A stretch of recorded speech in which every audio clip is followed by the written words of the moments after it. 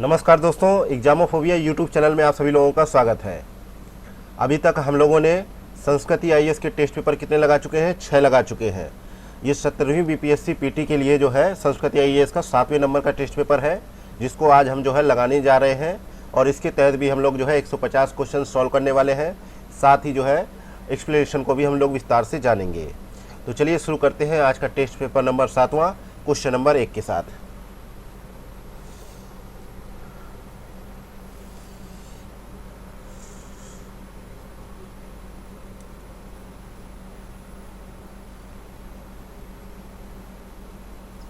Question number पहला दे रखा है, निम्नलिखित में से किन ग्रंथों में जो है बिहार का उल्लेख प्राप्त होता है?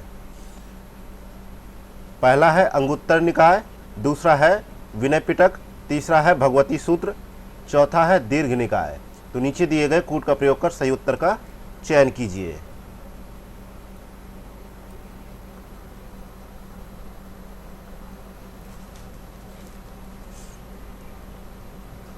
तो यहाँ पे देखा जाए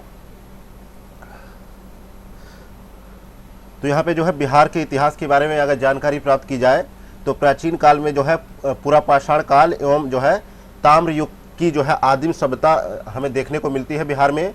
और जो है सर्वप्रथम देखा जाए तो ऋग्वेद में जो है बिहार के लोगों का वर्णन भी देखने को मिलता है। इसके अलावा बिहार के इतिहास की जानकारी हमें जो है अथर्ववेद में और जो है पंचविंश ब्राह्मण में भी देखने को मिलती है। इसके अलावा बिहार के संदर्भ में जानकारी की बात की जाए तो बौद्ध साहित्य है, जैसे कि अंगुत्तर निकाय, दीर्घ निकाय, विनय पिटक एवं जैन साहित्य भगवती सूत्र से भी हमें ये जानकारी देखने को मिलती है। इसके अलावा देखा जाए तो अन्य बिंदुओं के संदर्भ में बात की जाए तो एक जो है उल्लेखनीय तथ्य ये है कि जो है बिहार के मुंगेर से जो है निम्न पूरा पाषाण काल के अवशेष प्राप्त हुए हैं और तथा चिरान, सारण, चिचार एवं वैशाली से नव पाषाण युग के अवशेष भी प्राप्त हुए हैं। तो इस प्रकार देखा जाए तो एक जैन साहित्य में और बौद्ध साहित्य में के ये उदाहरण है जहाँ से जो है बिहार के बारे में जानकारी मिलती है, बिहार के इतिहास के बारे में। तो यहाँ पे चारों ही स्टेटमेंट सही है, इसलिए डी ऑप्शन करेक्ट आंसर होगा। नेक्स्ट है क्वेश्चन नंबर दूसरा, निम्नलिखित में से किसके द्वारा वर्ष 1906-7 में पटना में रामकृष्ण जो है सोसाइटी की स्थापना की गई? तो रामकृष्ण सोसाइटी की स्थापना किसके द्वारा की गई? जो है बाबा ठाकुर दास द्वारा की गई। बाबा ठाकुर दास द्वारा की गई, सी ऑप्शन यहाँ पे करेक्ट आंसर है। और इसके अलावा जो है समाचार पत्र के द्वारा जो है दिया और जो है इसके माध्यम से बिहार में क्रांतिकारी विचारों का प्रसार हुआ। ठीक है, आगे बढ़ते हैं, देखते हैं क्वेश्चन नंबर तीसरा। मौर्य प्रशासन के संदर्भ में देखा जाए तो अंतपाल नामक अधिकारी निम्नलिखित में से किस विषय से संबंधित था? तो यहाँ पे अंतपाल के बारे में बात की गई है, तो ये जो है किस विषय से संबंधित था ये आपको बताना है।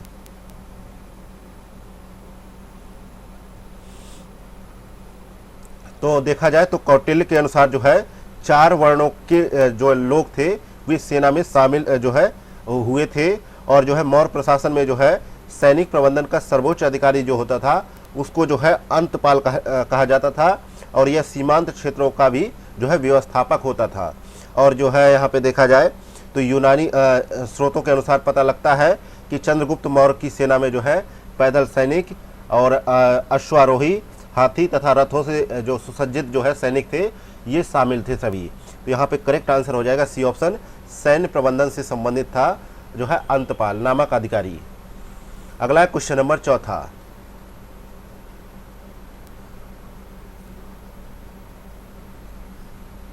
चौथा नंबर क्वेश्चन है, बढ़ैया ताल आंदोलन के संबंध में निम्नलिखित कथनों पर विचार कीजिए। पहला कथन है, इस आंदोलन का उद्देश्य अंग्रेजों की जो है तिनकठिया पद्धति का विरोध करना था। दूसरा कथन है कि यह जो है कार्यानंद शर्मा के नेतृत्व में मुंगेर में चलाया गया था। तो यहाँ पे जो है चौथे में देखा जाए तो इस जो यह जो आंदोलन है इसको जो है बकास्त आंदोलन भी कहा जाता है। और यह आंदोलन जो है 1937 से 1939 में जो है कार्यानंद शर्मा के नेतृत्व में मुंगेर में चलाया गया। तो यहाँ पे दूसरा ऑप्शन तो सही हो गया। और यह आंदोलन जो है लगान अदा न करने पर जो है किसानों की भूमि जमींदारों के पास चली जाती थी, इसके विरुद्ध जो है यह आंदोलन शुरू किया गया था, ना कि तिनकटिया पद्धति के लिए। तो पहला स्टेटमेंट गलत हो गया, दूसरा सही है। नेक्स्ट क्वेश्चन नंबर 5वां, लोटा विद्रोह बिहार के किस जो है जनपद से संबंधित है? तो यहाँ पे देखा जाए तो 14 मई 1855 के दिन जो है मुजफ्फरपुर सेंट्रल जेल में जो कैदी बंद थे, उन्होंने जो है इस जो है विद्रोह की शुरुआत कर दी। और जो है वे जो है कुछ उनके मुद्दे थे जिन पे वे भड़क गए, क्योंकि जेल प्रशासन ने उनसे जो है पीतल का लोटा छीनकर मिट्टी का लोटा जो है पानी पीने के लिए दे दिया था, जिसके पश्चात जो है यह विद्रोह जो है काफ़ी जो है गर्म हुआ बिहार में, और ये जो है काफ़ी जो है सुर्खियाँ भी बटोरी। तो इस संबंध में देखा जाए तो मुजफ्फरपुर से संबंधित है, सी ऑप्शन करेक्ट आंसर हो जाएगा। अगला क्वेश्चन नंबर 6वां, बिहार में आज़ाद दस्ता नामक क्रांतिकारी संगठन की स्थापना निम्नलिखित में से किस घटना के समय की गई थी? तो छठे में देखा जाए भारत छोड़ो आंदोलन के दौरान की गई थी, क्योंकि देखा जाए तो 8 अगस्त को जो है भारत छोड़ो प्रस्ताव पारित होने के बाद जो है कांग्रेस के अधिकतर नेता जो है गिरफ्तार कर लिए गए थे, और 9 अगस्त 1942 को जो है राजेंद्र प्रसाद भी जो है गिरफ्तार हुए, और इन्हें जो है तत्कालीन जिलाधिकारी जो हुए WG आर्चर ने गिरफ्तार किया और बांकीपुर जेल भेज दिया। और इस संघर्ष में जो है जयप्रकाश नारायण ने जो है अपनी महत्वपूर्ण भूमिका निभाई, और उन्हीं के नेतृत्व में जो है नेपाल में युवकों द्वारा छापामार युद्ध की शिक्षा देने के लिए एक जो है केंद्र को संगठित किया गया, और नेपाल में ही आज़ाद दस्ता का अखिल भारतीय केंद्र और बिहार प्रांतीय कार्यालय संगठित किया गया। और ये पूछा गया है कि यह घटना कब घटित हुई थी? तो यह घटना जो है भारत छोड़ो आंदोलन के दौरान की घटना है। नेक्स्ट क्वेश्चन नंबर 7वां, वर्ष 1929 में स्थापित बिहार प्रांतीय किसान सभा का प्रथम सचिव निम्नलिखित में से किसे नियुक्त किया गया था? तो यहाँ पे 7 में करेक्ट आंसर है, श्री कृष्ण सिन्हा को नियुक्त किया गया था। डी ऑप्शन यहाँ पे राइट आंसर है। नेक्स्ट क्वेश्चन नंबर 8वां, मैथिली भाषा में रचित कीर्ति पताका नामक ग्रंथ जिसमें प्रेम कथाओं का संग्रह है का लेखन निम्नलिखित में से किसके द्वारा किया गया? तो इसका लेखन जो है विद्यापति द्वारा किया गया। सी ऑप्शन यहाँ पे करेक्ट आंसर है। विद्यापति को जो है अभिनव जयदेव के नाम से भी जाना जाता है, और इन्होंने कीर्ति सिंह के नाम पर जो है कीर्ति लता नामक ग्रंथ की रचना की, और वर्तमान समय में यह पुस्तक नेपाल के राज्य पुस्तकालय में जो है सुरक्षित रखी हुई है। और इस ग्रंथ की भाषा संस्कृत, प्राकृत और मैथिली है, और इस मिश्रित भाषा को जो है विद्यापति ने जो है अवहट्ट नाम दिया था। नेक्स्ट क्वेश्चन नंबर 9वां, साइमन कमीशन निम्नलिखित में से किस तिथि को बिहार की राजधानी पटना पहुंचा था? तो साइमन कमीशन जो है कब पहुंचा? 12 दिसंबर 1928 को पटना पहुंचा, और साइमन कमीशन जो है फरवरी 1928 में बम्बई पहुंचा था, और 12 दिसंबर 1928 को पटना। तो यहाँ पे राइट आंसर होगा सी ऑप्शन। और पटना रेलवे स्टेशन के प्लेटफॉर्म पर जो है 30,000 से अधिक लोग जो है इस श्वेत आयोग के विरोध में जो है उमड़ पड़े, जिनमें जो है राजेंद्र प्रसाद, ब्रज किशोर प्रसाद, राम दयालु सिंह आदि कांग्रेस के जो नेता थे वे उस समय वहाँ पे मौजूद थे। और जो है भारतीय राष्ट्रीय कांग्रेस के जो है आह्वान पर जो है साइमन कमीशन का जो है पटना में काफ़ी विरोध किया गया।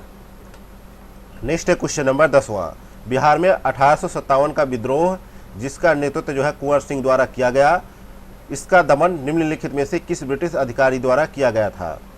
तो यहाँ पे राइट आंसर है विलियम टेलर द्वारा जो है इसका दमन किया गया। डी ऑप्शन करेक्ट आंसर है।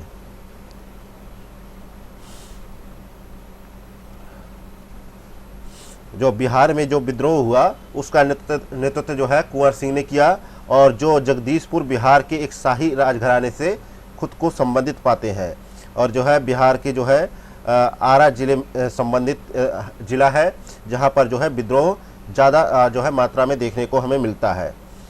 नेक्स्ट क्वेश्चन नंबर 11वां, बिहार किसान सभा का गठन निम्नलिखित में से किस वर्ष किया गया था?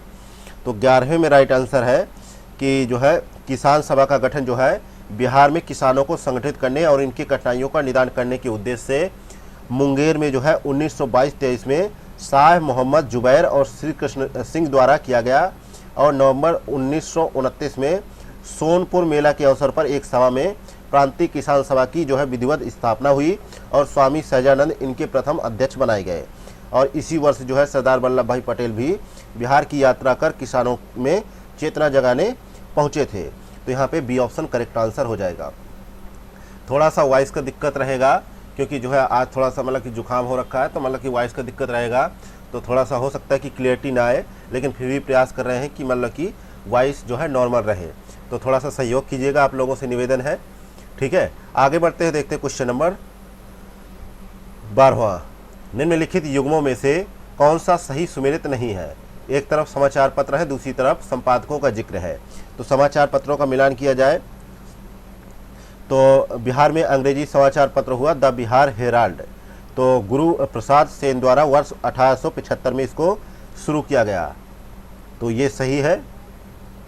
अगला है the search light. The search light नामक अखबार जो है 15 जुलाई 1918 से प्रकाशित होने लगा था और इसके संपादक थे प्रथम सैयद हैदर हुसैन, ये भी सही है। अगला है दी पटना टाइम्स। 1924 में जो है मोहम्मद यूनिस जो बिहार के पहले मुख्यमंत्री हुए, उन्होंने इस अखबार को शुरू किया था, ये भी सही है। अगला है नूरुल अनवर। नूरुल अनवर नामक समाचार पत्र जो है मोहम्मद हाशिम द्वारा प्रकाशित किया गया था, ना कि मौलाना मजहरुल हक द्वारा, इसलिए यहाँ पे ये युग्म गलत है। तो डी ऑप्शन करेक्ट आंसर हो जाएगा। ये 19वीं शताब्दी का जो है उर्दू पत्रकारिता का प्रारंभ माना जाता है नूरुल अनवर नामक समाचार पत्र के माध्यम से। नेक्स्ट क्वेश्चन नंबर 13 है, सविनय अवज्ञा आंदोलन के समय निम्नलिखित में से किस जेल के कैदियों ने विदेशी वस्त्रों का बहिष्कार किया और स्वदेशी वस्त्रों के समर्थन में जो है नंगी हड़ताल की? तो 13 में राइट आंसर क्या होगा?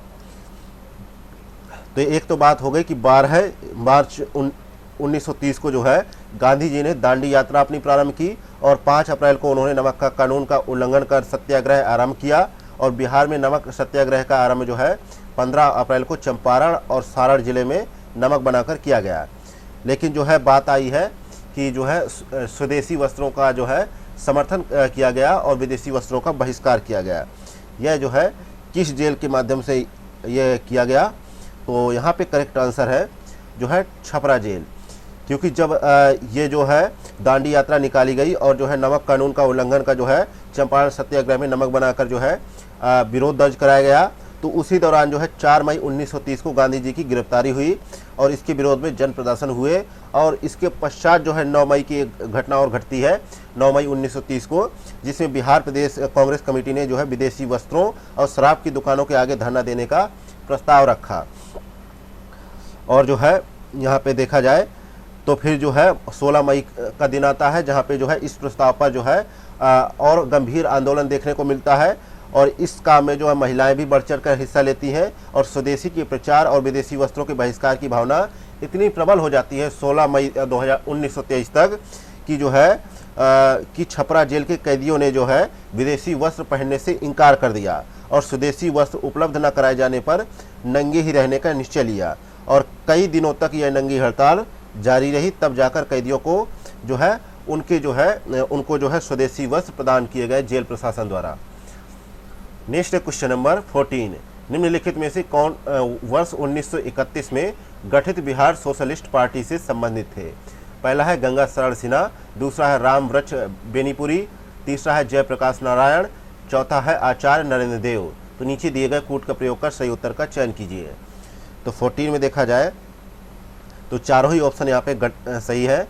डी ऑप्शन यहाँ पे करेक्ट आंसर है, क्योंकि जो है बिहार सोशलिस्ट पार्टी का गठन जो है 1934 में जो है पटना के अंजुमन इस्लामिया हॉल में किया गया।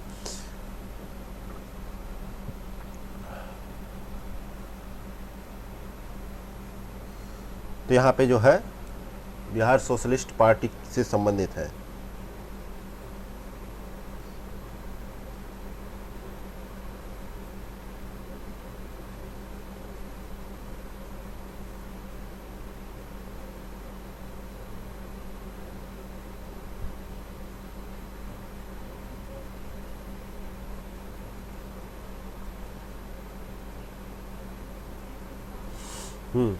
तो यहाँ पे जो है चारों ऑप्शन सही हो गए थे 14 में, क्योंकि जो है जो बिहार सोशलिस्ट पार्टी है उसका गठन तो 1931 में हो गया, लेकिन जो है इन्होंने जो है अपने जो है तालमेल के साथ जो है बिहार कांग्रेस सोशलिस्ट पार्टी का गठन भी किया, जो 1934 में किया गया।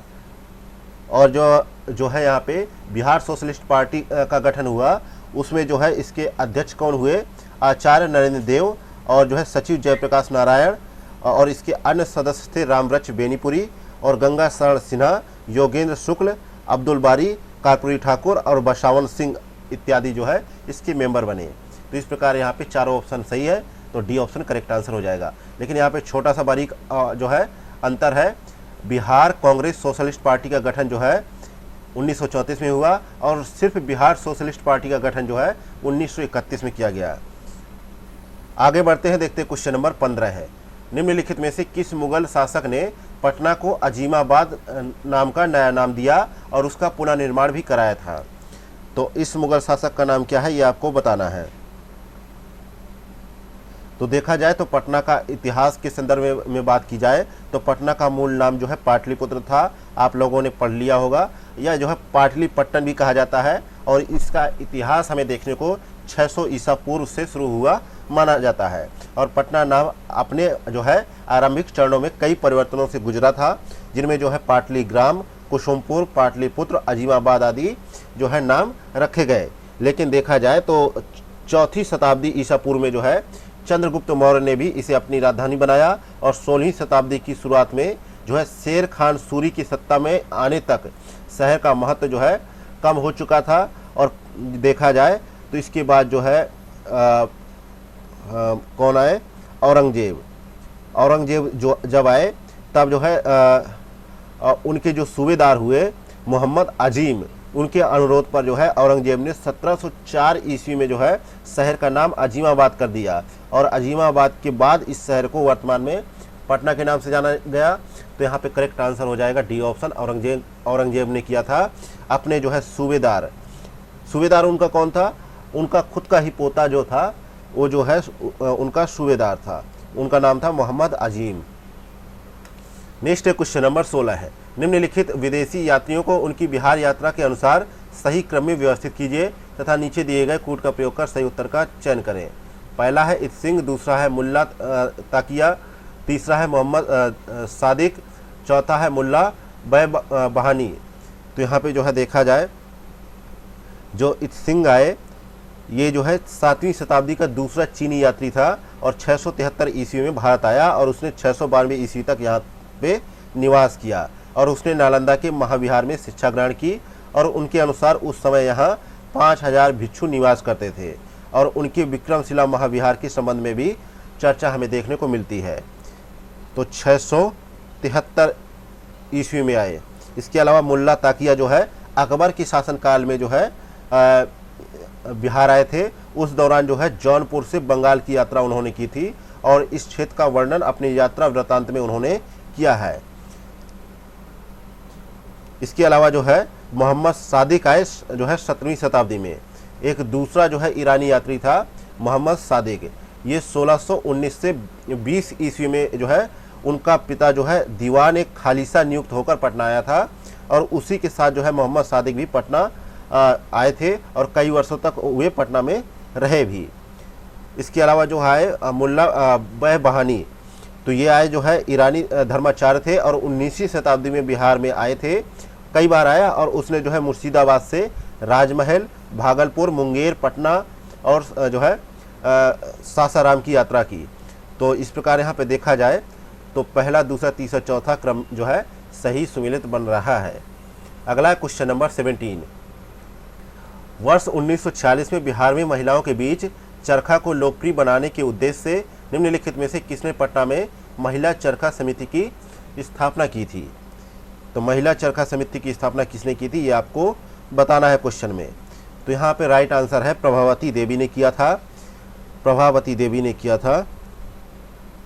डी ऑप्शन यहाँ पे करेक्ट आंसर है, क्योंकि जब राष्ट्रीय आंदोलन जो है अपने जो है चरम पे था, तो उस समय जो है उस राष्ट्रीय आंदोलन में भाग लेने के लिए जो है प्रोत्साहित करने वाली महिलाओं में सबसे प्रमुख भूमिका निभा रही थी कोई तो प्रभावती देवी निभा रही थी, और वे जयप्रकाश नारायण की पत्नी और ब्रज किशोर प्रसाद की पुत्री थी।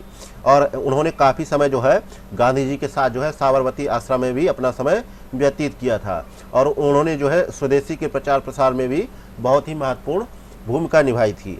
इस क्रम में उन्हें जेल भी जाना पड़ा, और 1946 के बाद वे चरखा को महिलाओं के बीच जो है लोकप्रिय कार्य बनाने में सक्रिय रहीं, और कदम कुआं पटना में जो है उन्होंने चरखा समिति की स्थापना की। नेक्स्ट है क्वेश्चन नंबर 18वां। 8वीं शताब्दी ईस्वी में निम्नलिखित में से किस शासक ने बिहार में ओदंतपुरी महाविहार की स्थापना की थी? तो 18 का यहाँ पे राइट आंसर है धर्मपाल ने। बी ऑप्शन यहाँ पे करेक्ट आंसर है। क्योंकि देखा जाए तो ओदंतपुरी जो था वो जो है प्राचीन काल में एक बहुत ही महत्वपूर्ण शिक्षा का केंद्र हुआ करता था, और भारत में शिक्षा के साथ साथ जो है बौद्ध धर्म के ऐतिहासिक विकास में इनका जो है बहुत ही महत्वपूर्ण जो है स्थान है। और नालंदा जिला में यह एक जो है प्राचीन काल से ही महत्वपूर्ण स्थान रहा है। और 8वीं शताब्दी ईस्वी में यहाँ पर जो है पाल वंश के एक शासक हुए धर्मपाल, इनके द्वारा जो है एक शिक्षा केंद्र स्थापित किया गया जो ओदंतपुरी महाविहार कहलाया, और जो है बौद्ध शिक्षा के प्रसिद्ध केंद्र के रूप में इसे ख्याति प्राप्त हुई। लेकिन देखा जाए तो 12वीं शताब्दी आते आते या फिर उसके अंत तक जो है बख्तियार खिलजी का जो है नेतृत्व यहाँ पे स्थापित हुआ, और जो है उन्होंने तुर्कों के अभियान में जो है ओदंतपुरी महाविहार को नष्ट कर दिया, और इस स्थान पर जो है तुर्कों ने अधिकार कर लिया, और इसके आसपास में जो है फैले बिहारों के कारण जो है तुर्कों ने इसे अर्जे बिहार या बिहारों की भूषी कहा, और इसी से यह नगर जो है बिहार भी कहलाया। नेक्स्ट है क्वेश्चन नंबर 19। सूची फर्स्ट को सूची सेकंड से सम्मिलित कीजिए तथा नीचे दिए गए कूट का प्रयोग कर सही उत्तर का चयन कीजिए। तो यहाँ पे सूची फर्स्ट में दल या संगठन दे रखा है, सूची सेकंड में स्थापना या वर्ष दे रखा है। तो पहला ऑप्शन है जमशेदपुर वर्कर्स एसोसिएशन। तो 1920 में जो है जमशेदपुर लेबर एसोसिएशन का गठन किया गया, और बाद में इसका नाम जो है टाटा वर्कर्स यूनियन हुआ, और 1920-24 तक जो है बैरिस्टर सुरेंद्र नाथ हलदर इसके अध्यक्ष थे, और 1925 में महात्मा गांधी जो है इसी जो है एसोसिएशन में पहुंचे थे जमशेदपुर। तो यहाँ पे पहला मिलान सही है। अगला है पटना युवा संघ की स्थापना 1927 में हुई, और इस संघ की स्थापना मणिंद्र नारायण राय ने की थी, और बिहार युवक संघ की स्थापना प्रोफेसर ज्ञान साहा के नेतृत्व में मोतिहारी में 1928 में किया गया। तो यह भी यहाँ पे सही है। अगला है प्रांतीय किसान सभा की स्थापना जो है सहजानंद सरस्वती ने वर्ष 1929 में किया, और इसका गठन जमींदारों के कब्जे के अधिकारों पर हमलों के खिलाफ किसानों की शिकायतों को संगठित करने के लिए किया गया, और इस तरीके से भारत के किसान आंदोलन को काफ़ी बढ़ावा मिला। तो यह भी सही है। अगला है बिहार सोशलिस्ट पार्टी की स्थापना 1931 में हुई, ये भी सही है। और बिहार सोशलिस्ट पार्टी का गठन गंगा शरण सिन्हा, रामवृक्ष बेनीपुरी और रामानंद मिश्र ने किया था। तो यहाँ पे ये भी सही है। तो चारों सही है, तो ए ऑप्शन यहाँ पे राइट आंसर हो जाएगा। अगला क्वेश्चन है 20 नंबर। निम्नलिखित में से कौन जो है वर्ष 1908 में गठित बिहार प्रदेश कांग्रेस कमेटी के प्रथम अध्यक्ष बनाए गए? तो बिहार प्रांतीय कांग्रेस कमेटी का पहला सत्र जो है सैयद हसन इमाम की अध्यक्षता में 1908 में पटना में आयोजित किया गया, और इस अधिवेशन में मोहम्मद फखरुद्दीन ने जो है बिहार को बंगाल प्रांत से अलग करने का जो है प्रस्ताव पेश किया था। तो यहाँ पे सी ऑप्शन करेक्ट आंसर हो जाएगा।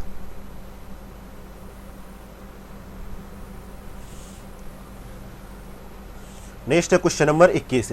वर्ष 2011 की जनगणना के अनुसार बिहार के निम्नलिखित में से किस जिले में शिशु लिंगानुपात न्यूनतम है?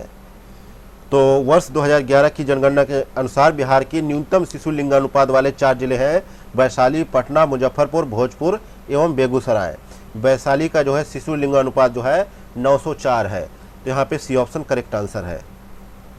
और बिहार में सर्वाधिक शिशु लिंगानुपात के मामले में किशनगंज है, जहाँ का शिशु लिंगानुपात 971 है, और इसके बाद जो है कटिहार, गया और अररिया का स्थान आता है। और बिहार का समग्र जो है देखा जाए दृष्टि से बिहार का लिंगानुपात 918 है, जो राष्ट्रीय औसत से जो है 25 कम है। नेक्स्ट है क्वेश्चन नंबर 22। वर्ष 2011 की जनगणना के अनुसार बिहार के निम्नलिखित में से किस जिले में अनुसूचित जनजाति जनसंख्या सर्वाधिक है? तो बिहार से जब झारखंड अलग होने लगा तो उसके पश्चात जो है बिहार की जनजाति जो है संरचना में काफ़ी परिवर्तन देखने को हमें मिलता है। और वर्ष 2011 की जनगणना के अनुसार बिहार की कुल जनसंख्या का लगभग जो है कितना है 1.3% है। और बिहार में सर्वाधिक जनजाति जनसंख्या वाला जिला जो है पश्चिमी चंपारण है। इसके बाद जो है कटिहार, पूर्णिया, बांका और सिवान का स्थान आता है। तो यहाँ पे करेक्ट आंसर होगा ए ऑप्शन, पश्चिमी चंपारण। अगला है क्वेश्चन नंबर 23। वर्ष 2011 की जनगणना के अनुसार बिहार के निम्नलिखित जिलों को न्यूनतम महिला साक्षरता के आरोही क्रम में व्यवस्थित कीजिए तथा नीचे दिए गए कोड का प्रयोग कर सही उत्तर का चयन करें। पहला है पूर्णिया, दूसरा है सहरसा, तीसरा मधेपुरा, चौथा है सीतामढ़ी। तो यहाँ पे देखा जाए 23 में तो वर्ष 2011 की जनगणना के अनुसार जो है बिहार की कुल साक्षरता दर जो है 61.8% है, जिसमें पुरुष दर जो है 71.2%, महिला दर जो है 51.5% है। और बिहार की साक्षरता दर जो है भारत की साक्षरता दर से 11.2% जो है कम है। और जो है बिहार में न्यूनतम महिला साक्षरता दर के मामले में सहरसा जो है 41.68% के साथ पहला स्थान में है। इसके बाद जो है मधेपुरा, पूर्णिया, सीतामढ़ी तथा अररिया का स्थान आता है। और जो है सर्वाधिक महिला साक्षरता में रोहतास जनपद का स्थान आता है। इसके बाद मुंगेर और पटना का स्थान आता है। तो यहाँ पे जो है बी ऑप्शन करेक्ट आंसर हो जाएगा, क्योंकि जो है यहाँ पे क्या पूछा गया है आपसे कि जो है न्यूनतम महिला साक्षरता के आरोही क्रम में व्यवस्थित करना है बिहार के जिलों को। तो यहाँ पे पहले सहरसा आएगा, फिर मधेपुरा, फिर जो है पूर्णिया, फिर सीतामढ़ी। नेक्स्ट है क्वेश्चन नंबर 24। वर्ष 2011 की जनगणना के अनुसार निम्नलिखित में से किस राज्य में स्त्री पुरुष साक्षरता दर का अंतर सर्वाधिक है।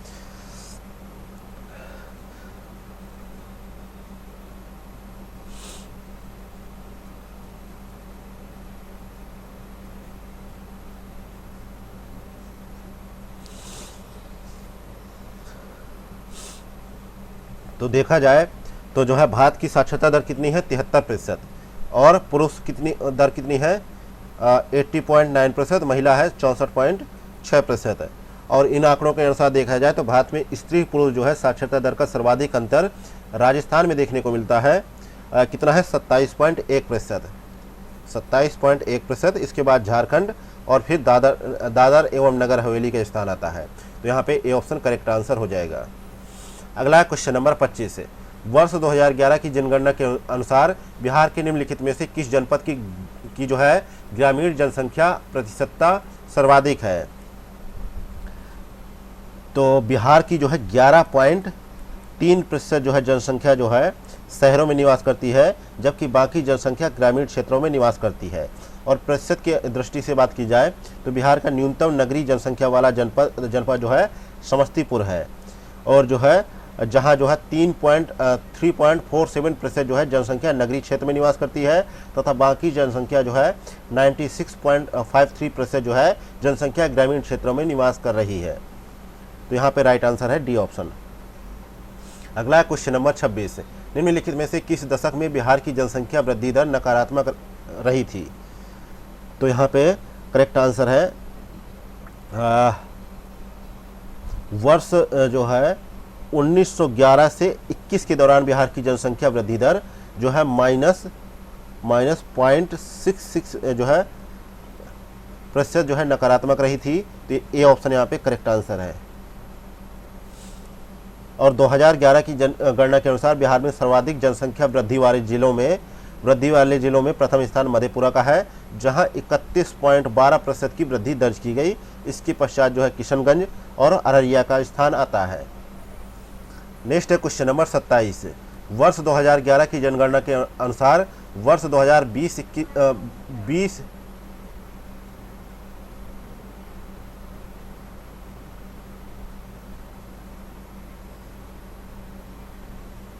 एक मिनट 27 में थोड़ा सा जो है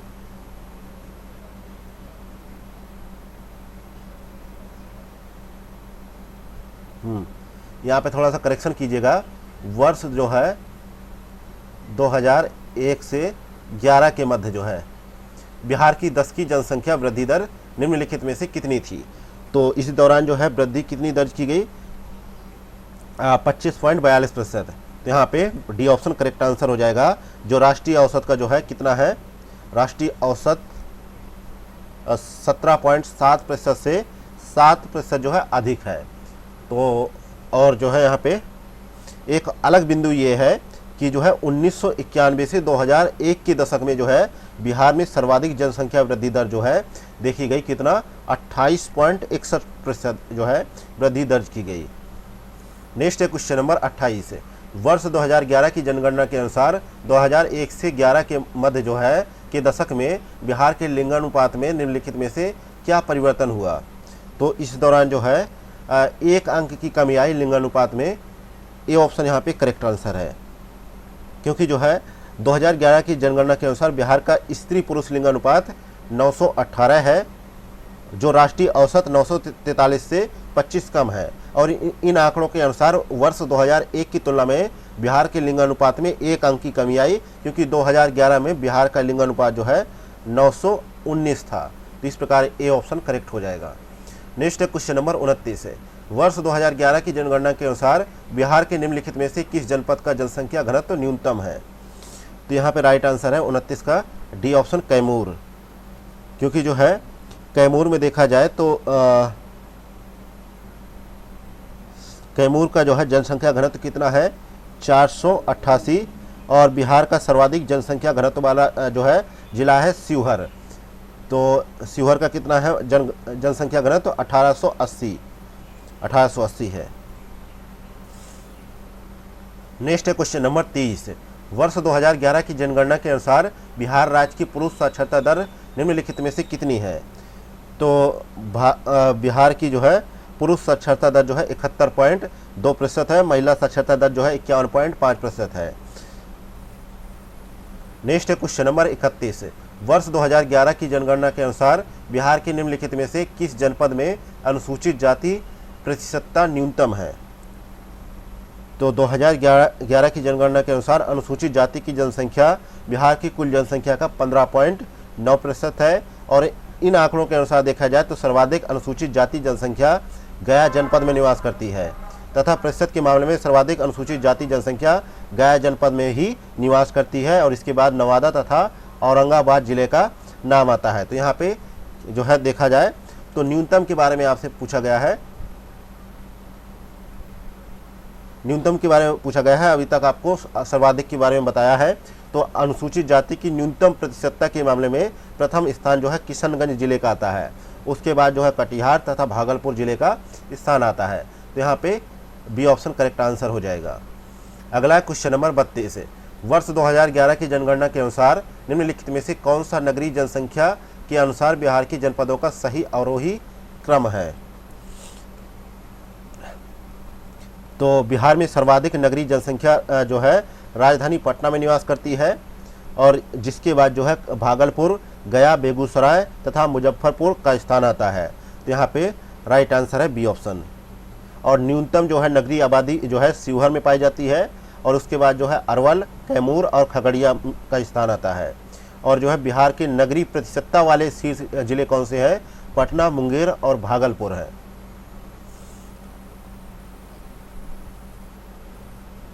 नेक्स्ट है क्वेश्चन नंबर 33 है। वर्ष 2011 की जनगणना के अनुसार बिहार की साक्षरता दर भारत की साक्षरता दर से निम्नलिखित में से कितनी कम है। तो कितनी कम है ये आपको बताना है।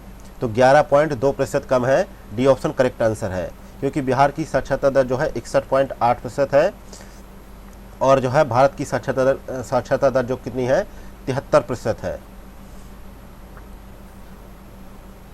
नेक्स्ट है क्वेश्चन नंबर 34 है। वर्ष 2011 की जनगणना के अनुसार बिहार के निम्नलिखित जनपदों को जनघनत्व के आधार पर अवरोही क्रम में व्यवस्थित कीजिए तथा नीचे दिए गए कूट का प्रयोग कर सही उत्तर का चयन करें।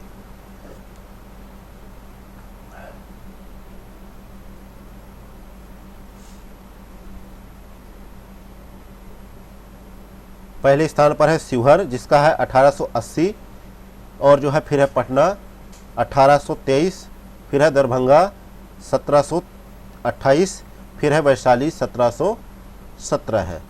और न्यूनतम जनघनत्व वाले मामले में बात की जाए तो कैमूर, जमुई, बांका तथा पश्चिमी चंपारण का स्थान आता है। तो यहाँ पे राइट आंसर हो जाएगा बी ऑप्शन। नेक्स्ट है क्वेश्चन नंबर 35। वर्ष 2011 की जनगणना के अनुसार लिंगानुपात की दृष्टि से बिहार राज्यों के क्रम में निम्नलिखित में से किस स्थान पर आता है? तो बिहार जो है राज्यों के क्रम में जो है 25वें स्थान पे आता है, 25वें स्थान पे आता है। और बिहार का गोपालगंज ही एकमात्र ऐसा जनपद है जिसका लिंगानुपात जो है 1000 से अधिक है। तो यहाँ पे डी ऑप्शन राइट आंसर हो जाएगा। और बिहार की सर्वाधिक लिंगानुपात वाले जनपद कौन से हैं? गोपालगंज, सिवान और सारण है। न्यूनतम लिंगानुपात वाले के मामले में बात की जाए तो मुंगेर, भागलपुर और खगड़िया का स्थान आता है। नेक्स्ट है क्वेश्चन नंबर 36। वर्ष 2011 की जनगणना के अनुसार बिहार के जनघनत्व में वर्ष 2001 की तुलना में 2011 में निम्नलिखित में से कितनी वृद्धि हुई है? तो यहाँ पे 36 में देखने को क्या मिलता है? तो जनघनत्व के मामले में देखा जाए तो 2001 की तुलना में वर्ष 2011 में 225 प्रति व्यक्ति की वृद्धि दर्ज की गई। और जो है 2001 में जो है बिहार का जनघनत्व जो है 881 था। तो यहाँ पे करेक्ट आंसर हो जाएगा डी ऑप्शन। नेक्स्ट है क्वेश्चन नंबर 37। वर्ष 2011 की जनगणना के अनुसार बिहार में 0 से 6 वर्ष के बच्चों में लिंगानुपात निम्नलिखित में से कितना है?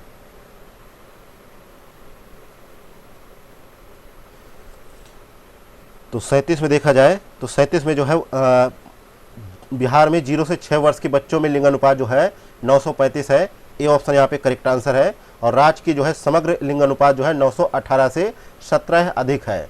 और 0 से 6 वर्ष के बच्चों में लिंगानुपात के मामले में बिहार का किशनगंज जो है जिला प्रथम स्थान पर है। इसके बाद जो है कटिहार तथा अररिया का स्थान आता है।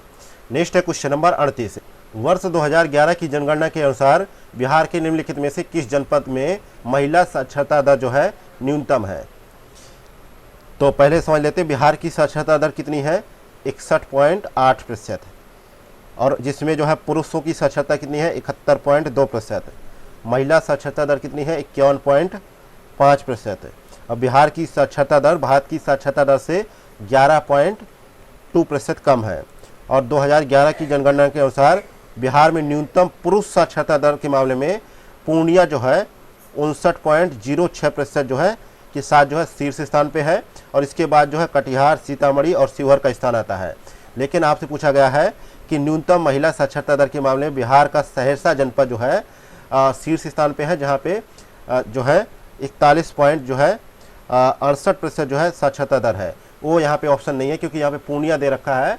तो यहाँ पे महिला के बारे में पूछा गया है, यहाँ पे गलत ऑप्शन है। यहाँ पे आप क्या कीजिएगा? सहरसा। यहाँ पे सहरसा होना चाहिए था सही जवाब।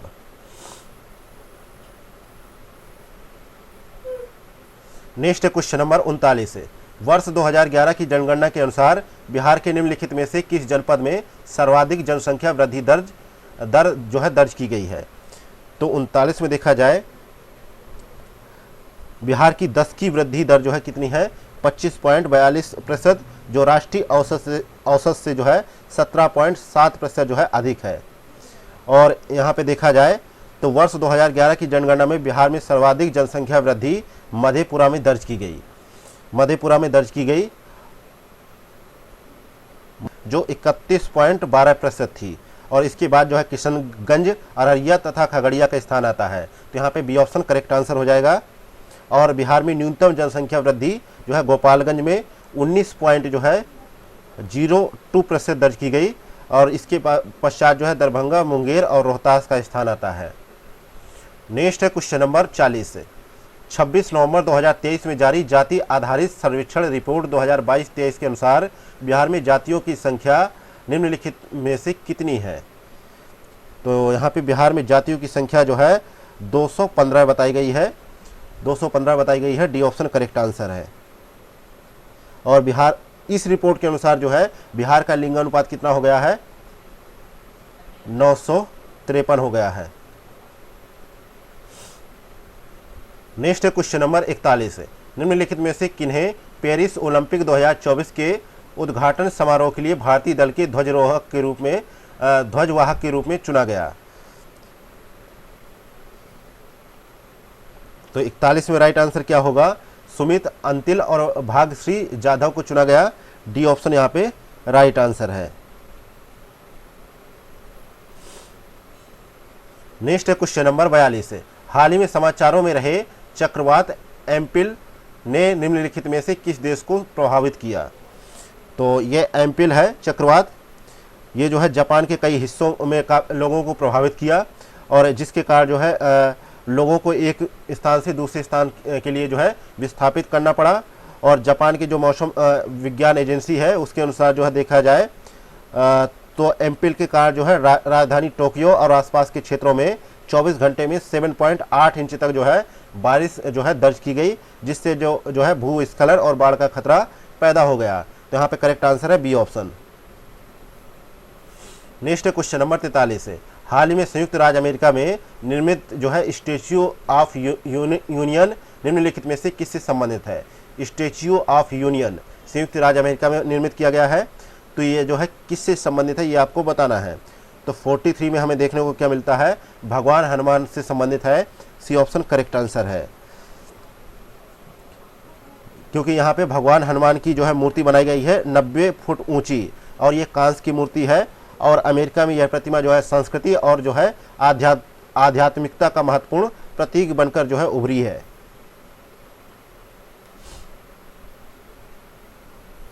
नेक्स्ट है क्वेश्चन नंबर 44 है, हाल ही में आयोजित किए गए संयुक्त सैन्य अभ्यास मित्र शक्ति 2024 के संदर्भ में निम्नलिखित कथनों पर विचार करें। पहला कथन है कि यह भारत और फ्रांस की सेनाओं के मध्य आयोजित होने वाला द्विपक्षीय सैन्य अभ्यास है। दूसरा कथन है इसका आयोजन विशाखापत्तनम में किया गया। तीसरा कथन है यह अभ्यास जो है यह अभ्यास का जो है 10वां संस्करण है। तो उपर्युक्त कथनों में से कौन सा कथन सही है।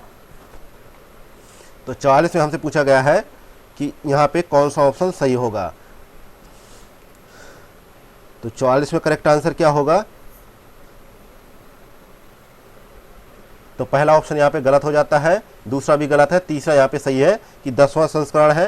पहला इसलिए गलत है क्योंकि यह भारत और श्रीलंका के बीच जो है आयोजित किया जाने वाला सैन्य अभ्यास है, जिसमें पैदल सैन्य टुकड़ी पर ध्यान केंद्रित किया जाता है, इसलिए पहला गलत है। दूसरा है कि इसका आयोजन जो है कहाँ पे किया गया, जो है श्रीलंकाई सेना प्रशिक्षण स्कूल जो है मद्रू ओया में प्रारंभ हुआ।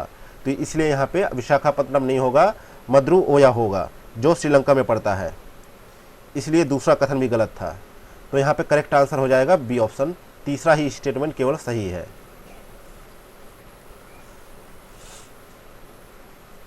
नेक्स्ट क्वेश्चन नंबर 45 है, हाल ही में निम्नलिखित में से कौन जो है इंग्लिश चैनल को तैरकर पार करने वाली दुनिया की सबसे कम उम्र की महिला पैरा तैराक बन गई हैं। तो इनका नाम बताना है आपको। तो 45 का राइट आंसर क्या होगा।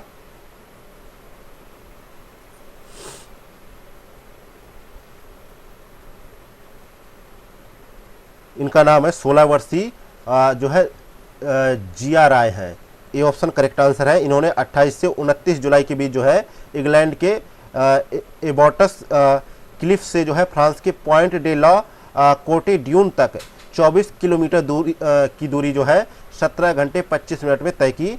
और ये जो है दिव्यांग होने के बावजूद जो है जिया द्वारा एक अंतर्राष्ट्रीय ओपन वाटर पैरा तैराक के रूप में ये दर्ज की गई विश्व स्तर की सबसे बड़ी उपलब्धि मानी गई है। नेक्स्ट है क्वेश्चन नंबर 46, निम्नलिखित में से कौन सा पेरिस ओलंपिक 2024 में कुल विजित पदकों के आधार पर शीर्ष देशों का सही क्रम है। तो पेरिस ओलंपिक में जो है संयुक्त राज्य अमेरिका ने जो है कुल 40 जो है स्वर्ण पदकों के साथ शीर्ष स्थान पर रहा, तो इसलिए बी ऑप्शन, डी ऑप्शन गलत हो गया। इसके पश्चात जो है चीन रहा और उसके पश्चात जापान 20 पदक, ऑस्ट्रेलिया 18 पदक। तो यहाँ पे B C option correct answer हो जाएगा। और यहाँ पे देखा जाए तो भारत ने इस प्रतियोगिता में 71वां स्थान हासिल किया, जिसमें कुल जो है 6 पदक हासिल किए गए, 1 रजत और 5 जो है कांस्य पदक। नेक्स्ट है क्वेश्चन नंबर 47 है, हाल ही में पद्मश्री से सम्मानित जो है गोदावरी दत्त का निधन हो गया, वह निम्नलिखित में से किस जो है चित्रकला से संबंधित थी।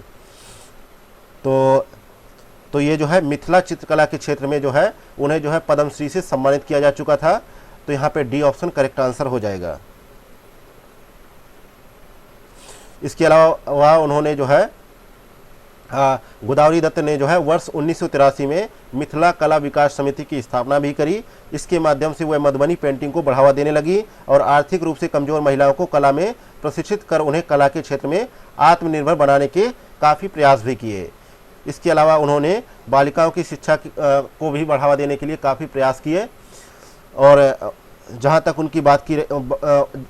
उनकी जो है जन्म की बात रही, तो 1930 में उनका जन्म जो है दरभंगा जिले के जो है बहादुरपुर थाना क्षेत्र के भगवती स्थान पर हुआ था।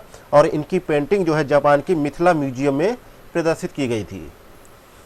नेक्स्ट क्वेश्चन नंबर 48 है, हाल ही में जारी राष्ट्रीय संस्थागत रैंकिंग फ्रेमवर्क में निम्नलिखित में से किस जो है संस्थान ने समग्र श्रेणी में शीर्ष स्थान प्राप्त किया है?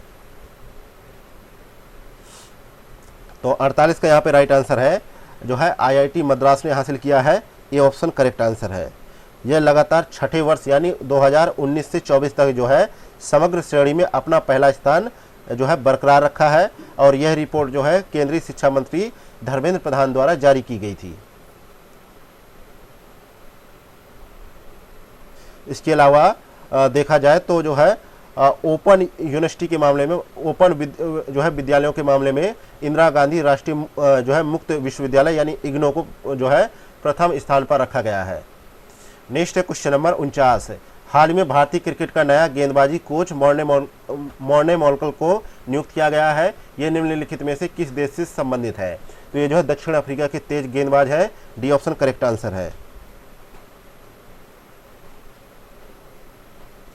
नेक्स्ट है क्वेश्चन नंबर 50, हाल ही में 17वें जो है राष्ट्रीय फिल्म पुरस्कारों की घोषणा की गई। इसमें निम्नलिखित में से किसे जो है सर्वश्रेष्ठ अभिनेता का पुरस्कार दिया गया है? तो सर्वश्रेष्ठ अभिनेता का पुरस्कार जो है किसे मिला है? जो है फिल्म जो है कंतारा के लिए ऋषभ शेट्टी को मिला है। ये ऑप्शन करेक्ट आंसर है। और सर्वश्रेष्ठ फीचर फिल्म का पुरस्कार जो है आट्टम को मिला है, जो मलयालम भाषा की है। आगे बढ़ते हैं तो देखते हैं क्वेश्चन नंबर 51, यदि दोहराव की अनुमति नहीं है तो अंक 1, 2, 3, 4 और 5 का उपयोग करके 3 अंकों की कितनी विषम संख्याएं बनाई जा सकती हैं? तो यहाँ पे जो है 3 अंकों की जो है कितनी जो है संख्याएं बनाई जा सकती हैं? तो दिए गए अंकों में 3 विषम अंक है। कोई भी विषम संख्या बनाने के लिए उसका इकाई का अंक विषम होना चाहिए, ये आप लोगों को पता होगा। अतः इकाई के अंक भरने के कुल जो है 3 तरीके हैं, और जो है दहाई का अंक भरने के कुल 4 तरीके हैं, और सैकड़ा का अंक भरने के कुल जो है 3 तरीके हैं। तो इस प्रकार यहाँ पे 3 गुणे 4 गुणे 3 करेंगे तो टोटल 36 आ जाएगा। तो 36 ही यहाँ पे सही विकल्प हो जाएगा। नेक्स्ट है क्वेश्चन नंबर 52, इक्वेशन दे रखी है तो x² + 1y x² का मान ज्ञात करना है। तो यहाँ पे करेक्ट आंसर क्या हो जाएगा? 119 आएगा इसका करेक्ट आंसर।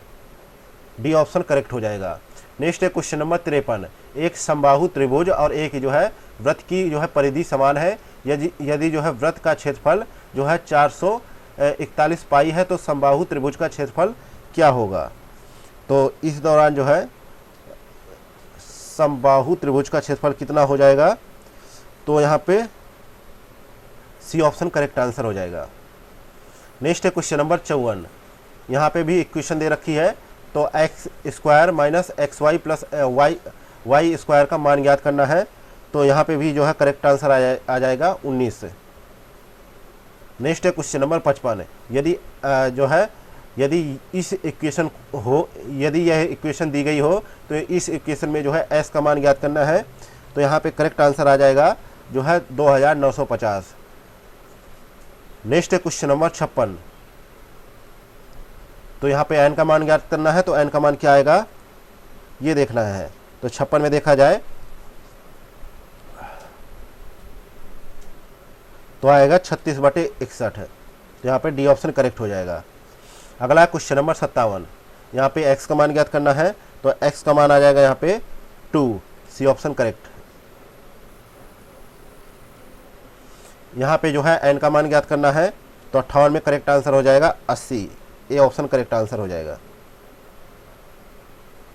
नेक्स्ट है क्वेश्चन नंबर 59 है, तो a और b दो धनात्मक पूर्णांक इस प्रकार है कि a का जो है न्यूनतम अभाज्य गुणनखंड 5 है और b का न्यूनतम अभाज्य गुणनखंड 7 है। तो a + b का न्यूनतम अभाज्य गुणनखंड क्या होगा?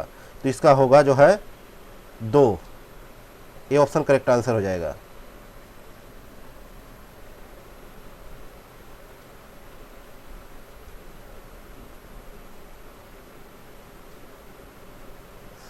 नेक्स्ट है क्वेश्चन नंबर 60 है। तो 60 में देखा जाए तो यहाँ पे ए ऑप्शन करेक्ट हो जाएगा, 128 करेक्ट आंसर आएगा। नेक्स्ट है क्वेश्चन नंबर 61 है। तो यहाँ पे भी एक्स का मान ज्ञात करना है 61 में, तो डी ऑप्शन करेक्ट आंसर आएगा, 16 सही जवाब है। नेक्स्ट है क्वेश्चन नंबर 62 है। एक समचतुर्भुज का विकर्ण 12 सेमी है और उसका क्षेत्रफल जो है 96 सेमी स्क्वायर है, तो समचतुर्भुज की प्रत्येक भुजा की लंबाई कितनी होगी? तो 62 में करेक्ट आंसर होगा और 13 सेमी होगा, ए ऑप्शन करेक्ट आंसर है। नेक्स्ट है क्वेश्चन नंबर 63 है। तो यहाँ पे x प्लस वाई का मान ज्ञात करना है, तो 63 में करेक्ट आंसर होएगा 11, सी ऑप्शन करेक्ट आंसर हो जाएगा। नेक्स्ट है क्वेश्चन नंबर 64 है। दिए गए विकल्पों में से लुप्त संख्या को चुनना है। तो 64 में लुप्त संख्या क्या है? 13 है, ए ऑप्शन करेक्ट आंसर है।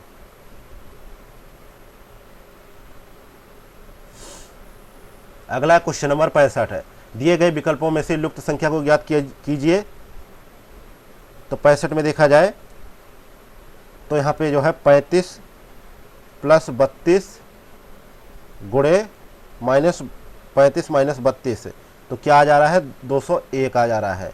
ऐसे इक्वेशन को करेंगे 43 प्लस 41 गुणे 43 माइनस 41, तो क्या आएगा? 168। इसी प्रकार यहाँ पे भी करेंगे तो आ जाएगा 115, बी ऑप्शन करेक्ट आंसर हो जाएगा। नेक्स्ट है क्वेश्चन नंबर 66। दी गई श्रृंखला में समान पैटर्न का अनुसरण करते हुए लुप्त संख्या ज्ञात कीजिए। तो 72 के बाद जो है लुप्त संख्या है, तो यहाँ पे तो पीछे से शुरू करते हैं। तो 152 माइनस 8 बराबर 144, 144 माइनस 12 12 है, 4 बढ़ता जाएगा तो 116 है, 116 माइनस 16 है, तो कितना आएगा? 16 हो गया तो 20 हो जाएगा, तो आ जाएगा 96। तो 96 यहाँ पे सही जवाब है, बी ऑप्शन करेक्ट आंसर है। नेक्स्ट है क्वेश्चन नंबर 67। एक निश्चित कूट भाषा में पॉइंट को ये लिखा जाता है और मिक्सचर को ये लिखा जाता है, तो उसी भाषा में फॉर्मल किस प्रकार कूटित किया जाएगा?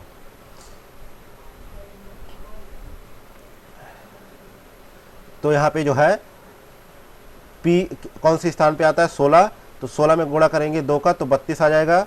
और O कौन से स्थान पे आता है? 15 गुणे 2 करेंगे तो 30 आ जाएगा। तो 32 30 18, तो I कौन से स्थान पे आता है? 9, 9 से 2 का गुणा करेंगे 18 और फिर 28।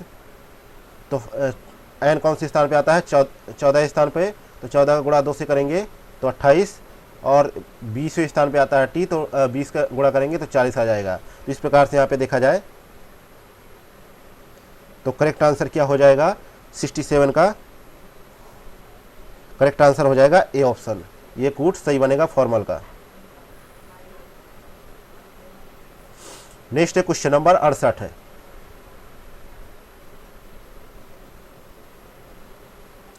दिए गए विकल्पों में से उस शब्द का चयन कीजिए जो निम्नलिखित श्रृंखला में जो है प्रश्न चिन्ह को जो है प्रतिस्थापित करेगा। तो यहाँ पे जो है 68 में देखा जाए तो करेक्ट आंसर क्या होगा? बी ऑप्शन, क्योंकि यहाँ पे प्रत्येक अक्षर में जो है +3 जो है जोड़ते जाना है, तो बी ऑप्शन यहाँ पे राइट आंसर आ जाएगा। नेक्स्ट है क्वेश्चन नंबर 69।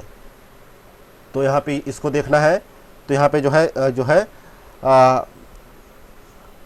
रिलेशनशिप निकालना है, तो यहाँ पे सही जवाब हो जाएगा सी ऑप्शन जी, यानी कि इनमें से जो है कौन पिता है ये बताना है, तो जी यहाँ पे पिता है।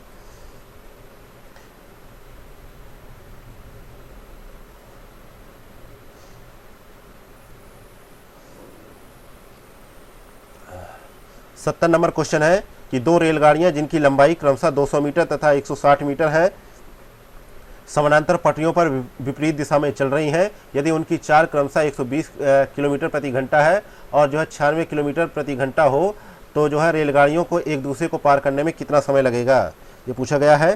तो दोनों रेलगाड़ियों का एक दूसरे को जो है पार करने में कुल जो है कितना दूरी थी?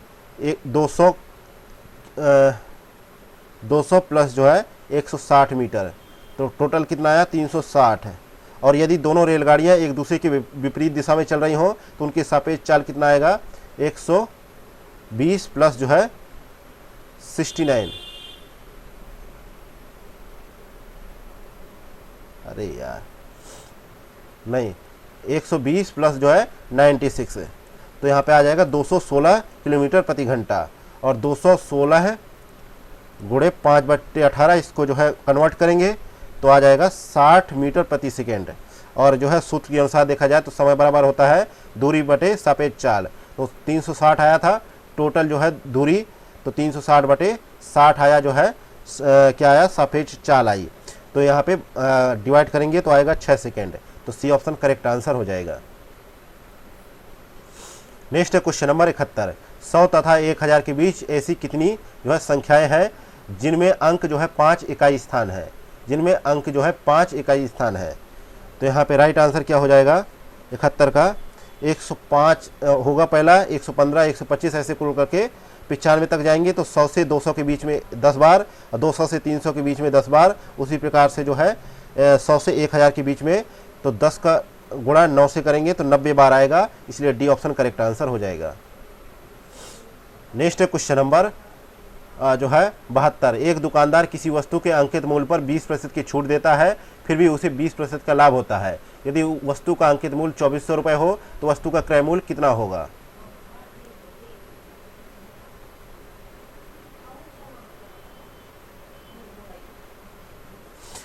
तो सूत्र क्या होता है जो है MP बटे CP, तो इज इक्वल टू 100 प्लस जो है प्रॉफिट अपॉन 100 माइनस जो है डिस्काउंट।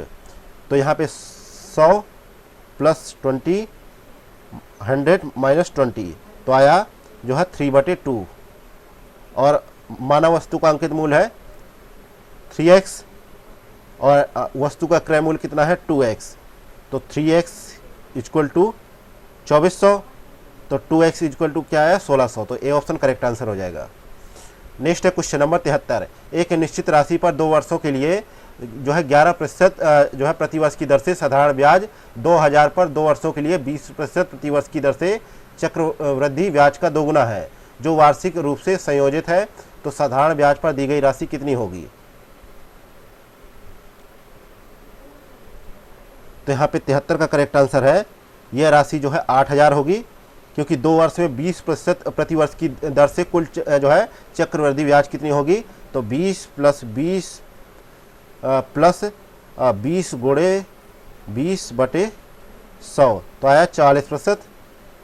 और कुल चक्रवृद्धि ब्याज जो है 2000 का 40% कितना आया 880 रुपये। ठीक है, 880 रुपये आया। और 2 वर्ष के लिए कुल साधारण ब्याज कितना आया 2 गुणे 11% इक्वल टू 22% हुआ। और 22% कितना हुआ 22% इक्वल टू 880। तो यहाँ पे आ जाएगा जो है 8000 रुपये आ जाएगा। नेक्स्ट है क्वेश्चन नंबर 74। यदि प्लेट को ये कूट से कूटित किया जाता है तो आप जो है प्लेंटिफ को कैसे जो है कोडित करेंगे। तो 74 में देखा जाए तो प्लेट को 11, 15, 26, 7, 22 के रूप में जो है कूटित किया जाता है। तो 11, 15, 26, 13, 7, 18, 21, 21 ये ऑप्शन यहाँ पे करेक्ट आंसर हो जाएगा।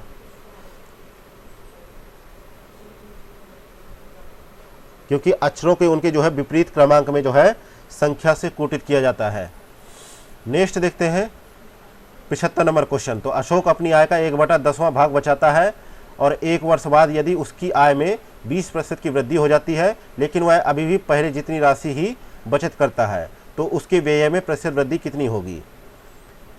तो यहाँ पे मान लेते हैं अशोक की आय जो है 100x है, बचत कितनी आ गई, बचत कितनी करता है तो 100x गुणे 1/10 10वां भाग तो इक्वल टू 10x आ गया। और व्यय कितना करता है तो जाहिर सी बात है इतना जो है बचत कर रहा है तो व्यय करेगा 90x।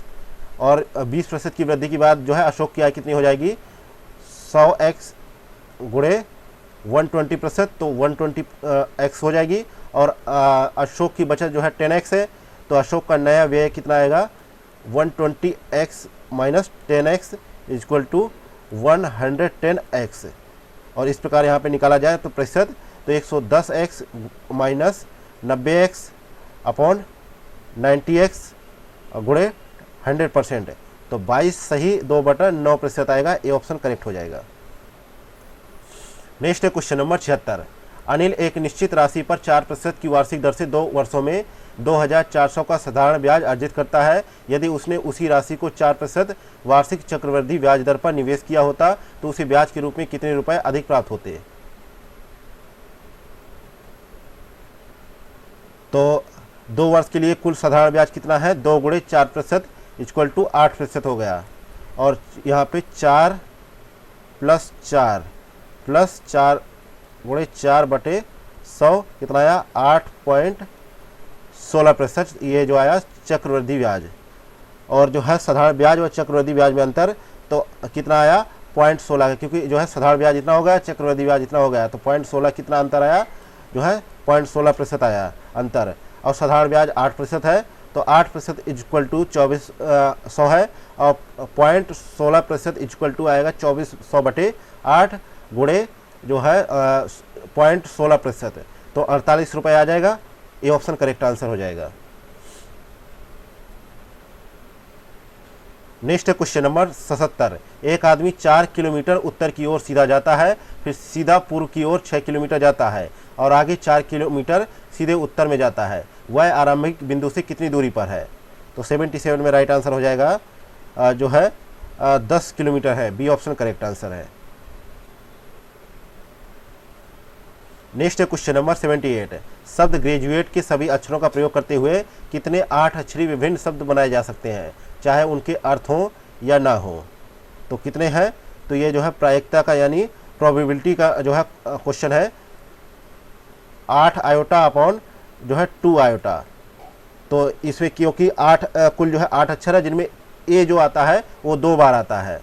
तो यहाँ पे जो है तो देखा जाए तो 8 गुणे 7 आयोटा अपॉन 2, तो यहाँ पे आएगा 4 गुणे 7 आयोटा, यानी बी ऑप्शन करेक्ट हो जाएगा। नेक्स्ट है क्वेश्चन नंबर 79। दिए गए विकल्पों में लुप्त संख्या चुनना है। तो यहाँ पे देखा जाए तो 28 प्लस 18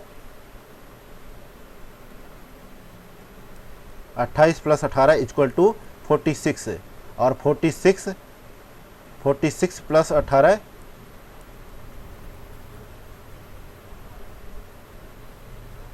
कितना आएगा, 64। इसी प्रकार से आगे बढ़ते हैं तो 18 का प्लस होगा तो यहाँ पे 53 आ जाएगा। तो यहाँ पे ए ऑप्शन करेक्ट हो जाएगा।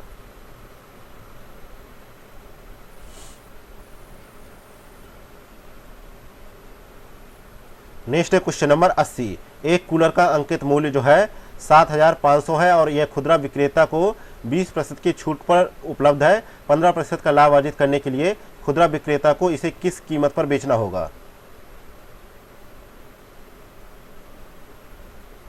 तो यहाँ पे जो है 80 का जो है करेक्ट आंसर है, जो है 20% की छूट के बाद जो है खुदरा विक्रेता के लिए कूलर का क्रय मूल्य कितना होगा, 7500 का 80% लगभग 6000 का, और 15% लाभ प्राप्त करने के लिए वस्तु का विक्रय मूल्य कितना हो जाएगा, तो 6000 का जो है 115% निकाला जाए तो 6900 हो जाएगा। तो डी ऑप्शन यहाँ पे राइट आंसर हो जाएगा।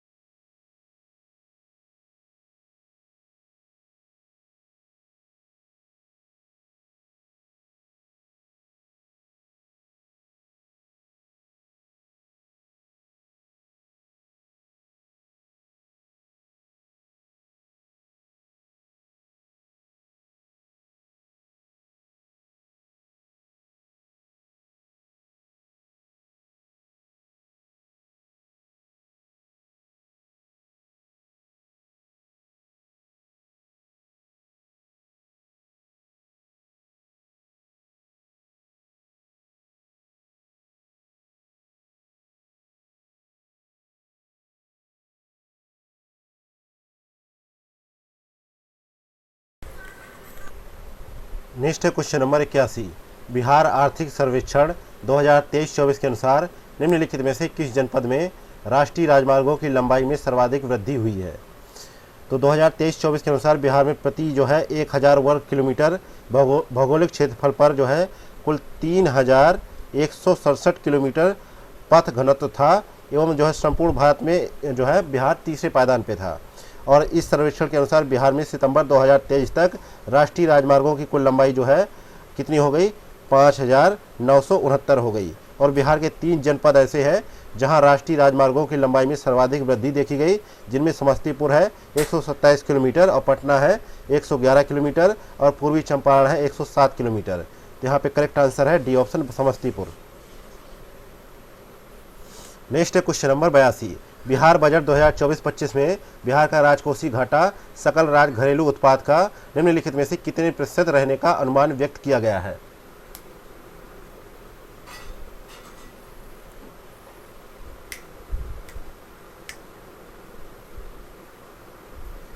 तो यहाँ पे करेक्ट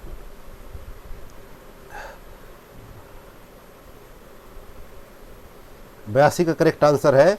बिहार सरकार ने फरवरी माह में जो है 2024-25 के लिए 2.79 लाख करोड़ रुपए का बजट पेश किया। और जो है यहाँ पे कहा गया है कि राज्य ने जो है वित्त वर्ष में 10.64 की जो है विकास दर भी दर्ज की है। और इसमें कहा गया है कि जो है राज्य का जो है राजकोषीय घाटा राज्य सकल घरेलू उत्पाद के 2.98% सीमित रहने का अनुमान व्यक्त किया गया है। यहाँ पे बी ऑप्शन करेक्ट आंसर है। नेक्स्ट है क्वेश्चन नंबर 83। बिहार में कबीर अंत्येष्टि अनुदान योजना के अंतर्गत बीपीएल परिवार के किसी व्यक्ति की मृत्यु होने पर राज्य सरकार द्वारा निम्नलिखित में से कितनी आर्थिक सहायता प्रदान की जाएगी? तो ये आर्थिक सहायता जो है 3000 रुपये एक मुश्त दी जाएगी, जिससे जो है मृतक के परिजन या लावारिस लाश के लिए अंतिम संस्कार के लिए भी 3000 रुपये की आर्थिक सहायता प्रदान की जाएगी। यहाँ पे सी ऑप्शन करेक्ट आंसर है। नेक्स्ट है क्वेश्चन नंबर 84। निम्नलिखित युग्मों में से कौन सा सही सुमेलित है? तो 84 में देखा जाए तो तेल शोधन कारखाना कहाँ पे है? तो तेल शोधन कारखाना बरौनी बेगूसराय में स्थित है, लेकिन यहाँ पे बेलापुर लिखा है, इसलिए ये गलत है। और इसकी स्थापना जो है सोवियत संघ के सहयोग से रोमानिया की सीमित भागीदारी के साथ 1964 में 1 मिलियन मीट्रिक टन प्रतिवर्ष शोधन की क्षमता के साथ किया गया। और जो है यहाँ पे जो है उस समय जो है 15 जनवरी 1965 में तत्कालीन पेट्रोलियम मंत्री डॉक्टर हुमायूं कबीर द्वारा इसे राष्ट्र को समर्पित किया गया था। इसके अलावा रेल पहिया कारखाना बेलापुर सारण में स्थित है और हाल ही में इस कारखाने ने अपना 10वां स्थापना दिवस भी मनाया है। तो यहाँ पे मुकामा दे रखा है, ये भी गलत है, ये भी गलत है। अगला है विद्युत लोकोमोटिव कारखाना, ये कहाँ पे है? मधेपुरा में स्थित है, लेकिन जो है फतुआ दे रखा है, ये भी गलत है। और फ्रांस की जो है एल्स्टाम कंपनी और भारतीय रेलवे की संयुक्त साझेदारी से ये मधेपुरा में विद्युत रेल इंजन कारखाना बनाया गया। और जो है 12,000 हॉर्स पावर के इलेक्ट्रिक जो है इंजन जो है बनाता है ये कारखाना। और तो ये भी गलत था। अगला है सीमेंट उद्योग कारखाना, ये जो है डालमिया नगर रोहतास में स्थित है और नेताजी सुभाष चंद्र बोस की स्मृति को संजोए हुए ये अपना प्रतीक प्रदर्शित करता है। तो यहाँ पे जो है करेक्ट आंसर है डी ऑप्शन।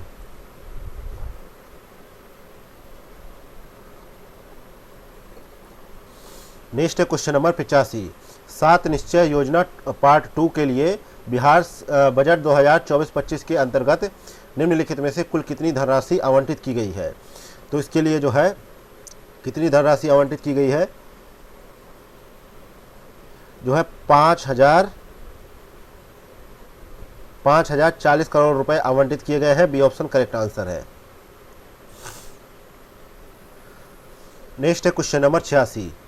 बिहार सरकार द्वारा संचालित लक्ष्मीबाई सामाजिक सुरक्षा योजना के संदर्भ में निम्नलिखित कथनों पर विचार करें। 40 से 59 वर्ष आयु वर्ग की सभी विधवा महिलाएं इस योजना की पात्र हैं। दूसरा कथन है इसके अंतर्गत पात्र महिलाओं को 1000 रुपये प्रतिमाह प्रदान किए जाते हैं। तो उपयुक्त कथनों में से कौन सा कथन सही है? तो 86 में देखा जाए तो यहाँ पे जो है इसमें जो है बिहार का जो है स्थायी निवासी होना अनिवार्य है और कम से कम 18 वर्ष की आयु जो है पूरी हो जानी चाहिए। और विधवा की वार्षिक आय जो है 60,000 से कम होना चाहिए। इस प्रकार यहाँ पे पहला स्टेटमेंट गलत हो जाता है।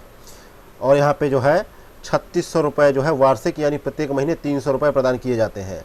तो दोनों ही कथन गलत है, तो डी ऑप्शन करेक्ट आंसर हो जाएगा। नेक्स्ट है क्वेश्चन नंबर 87, बिहार के निम्नलिखित में से किस जिले में सकल सिंचित क्षेत्र सर्वाधिक है? तो यहाँ पे देखा जाए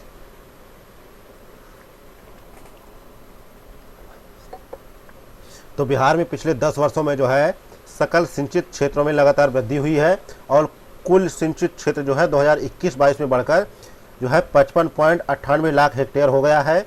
और बिहार में सर्वाधिक सिंचाई भी नलकूपों के माध्यम से की जाती है। इसके पश्चात 31% हिस्सा नहरों के पानी के साथ और तालाबों से सिंचाई जो है 2.2% किया जाता है। और बिहार में सर्वाधिक सकल सिंचित क्षेत्र जो है रोहतास जिला है और न्यूनतम सकल सिंचित क्षेत्र जो है शिवहर जिला है। तो यहाँ पे करेक्ट आंसर है ए ऑप्शन रोहतास। अगला है क्वेश्चन नंबर 88, बिहार आर्थिक सर्वेक्षण 2023-24 के अनुसार बिहार में कुल बैंक शाखाओं का निम्नलिखित में से कितने प्रतिशत जो है शहरी क्षेत्रों में अवस्थित है? तो 88 में देखा जाए तो बिहार में बैंक शाखाएं कितनी है? 7,883। और राज्य में एटीएम कितने हैं? 7,124। राज्य में इंटरनेट बैंकिंग का उपयोग करने वालों की संख्या भी बड़ी है। और देखा जाए तो 31 मार्च 2023 तक बिहार में मौजूद 7,883 बैंक शाखाओं में से 48% जो है शाखाएं ग्रामीण में और 31% जो है अर्ध शहरी और 21% जो है शहरी क्षेत्रों में अवस्थित है। तो यहाँ पे करेक्ट आंसर होगा बी ऑप्शन।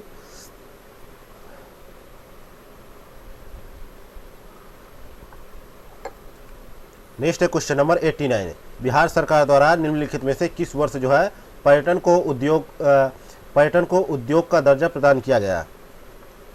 तो पर्यटन को उद्योग का दर्जा प्रदान किया गया 1987 में। और बिहार में जो है बौद्ध सर्किट, राजगिरी, बोधगया, नालंदा आदि प्रमुख पर्यटन स्थल के रूप में उभरे हुए जो है क्षेत्र हैं।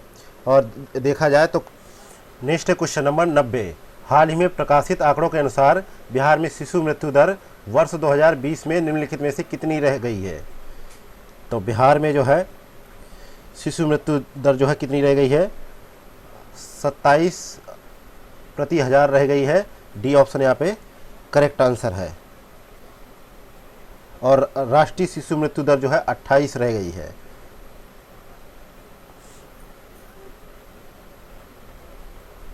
नेक्स्ट है क्वेश्चन नंबर 91, हाल ही में आईसीसी महिला T20 विश्व कप 2024 का आयोजन बांग्लादेश के स्थान पर निम्नलिखित में से किस देश में किए जाने का निर्णय लिया गया है?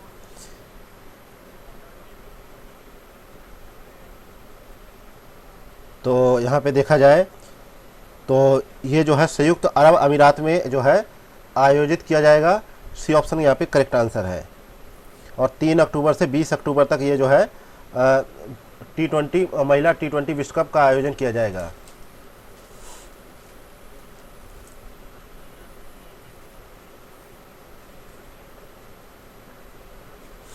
नेक्स्ट है क्वेश्चन नंबर 92, हाल ही में भारत ने निम्नलिखित में से कौन सी दूसरी परमाणु ऊर्जा संचालित जो है बैलिस्टिक मिसाइल पनडुब्बी को जो है जलावरित किया है? तो यहाँ पे राइट आंसर हो जाएगा 92 का। जो है भारत की जो है दूसरी पनडुब्बी परमाणु पनडुब्बी है अरिघाट, जिसको हाल ही में विशाखापट्टनम में भारतीय नौसेना में जो है शामिल किया गया है। और 6000 वजनी यह जो है INS अरिघाट अपनी पूर्ववर्ती परमाणु पनडुब्बी INS अरिहंत के साथ मिलकर भारत के परमाणु त्रिकोण का एक प्रमुख जो है घटक बनकर उभरा है, जो किसी देश की हवा, जमीन और समुद्र में से परमाणु मिसाइलों को लॉन्च करने की क्षमता को प्रदर्शित करता है। तो यहाँ पे राइट आंसर है B option INS Arighat. Next है क्वेश्चन नंबर 93, हाल ही में निम्नलिखित में से किसे न्यूयॉर्क स्थित संयुक्त राष्ट्र संघ में भारत का स्थायी प्रतिनिधि नियुक्त किया गया है? तो 93 का यहाँ पे राइट आंसर क्या होगा? डी ऑप्शन जो है पर्वत नेगी हरीश को नियुक्त किया गया है। डी ऑप्शन यहाँ पे करेक्ट आंसर है।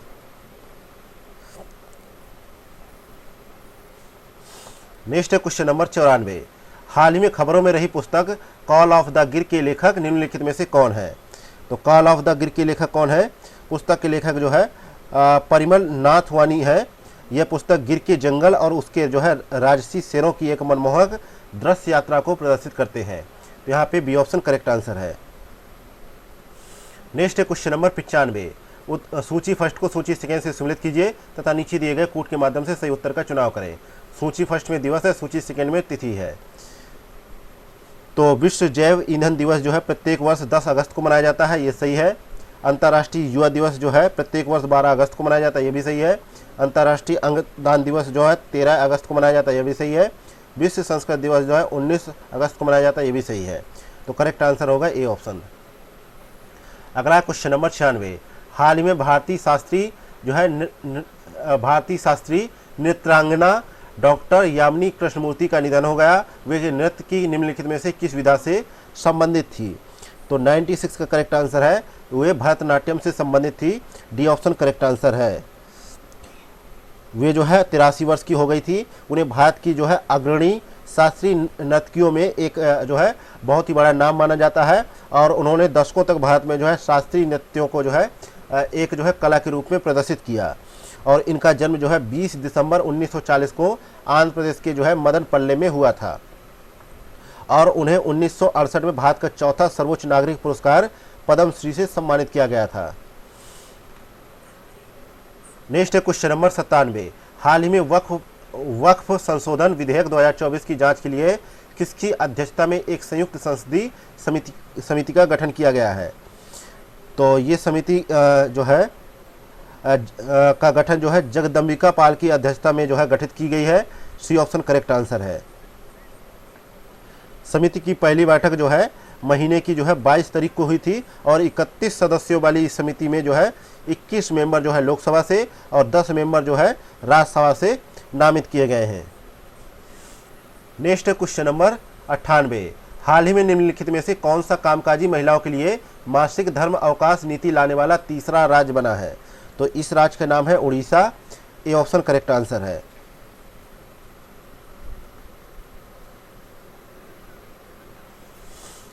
Next question number 99।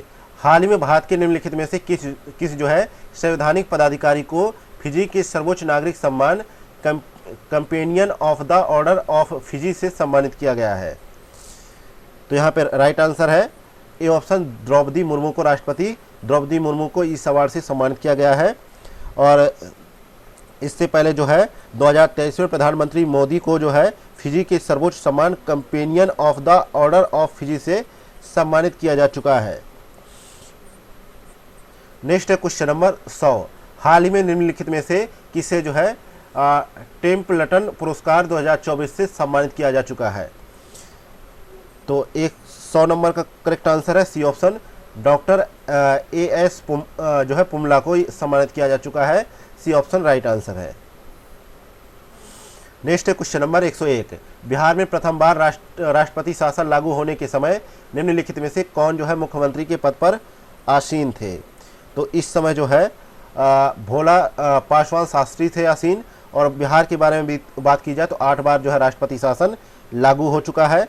पहले 3 अवसरों पर 29 जून 1968 से 26 फरवरी 1969 तक। दूसरा राष्ट्रपति शासन 4 जुलाई 1969 से 16 फरवरी 1970 तक। और तीसरा राष्ट्रपति शासन 9 जनवरी 1972 से 19 मार्च 1972 तक। और यह जो है विधायकों के दल बदल के कारण जो है राजनीतिक अस्थिरता उत्पन्न होने के कारण लगाया गया राष्ट्रपति शासन था। और बिहार में पहली बार राष्ट्रपति शासन जून 1968 से फरवरी 1969 में के मध्य जो है लागू किया गया। उस समय बिहार के मुख्यमंत्री भोला पासवान शास्त्री थे और जो है बिहार के राज्यपाल नित्यानंद कानूनगो थे। नेक्स्ट है क्वेश्चन नंबर 102। वर्ष 1937 में संपन्न हुए बिहार विधानसभा चुनावों में निम्नलिखित में से कितने जो है स्थान महिलाओं के लिए आरक्षित किए गए थे? तो इस समय जो है महिलाओं के लिए जो है कितने स्थान आरक्षित हुए थे? तो 4 हुए थे। ए ऑप्शन यहाँ पे राइट आंसर हो जाएगा।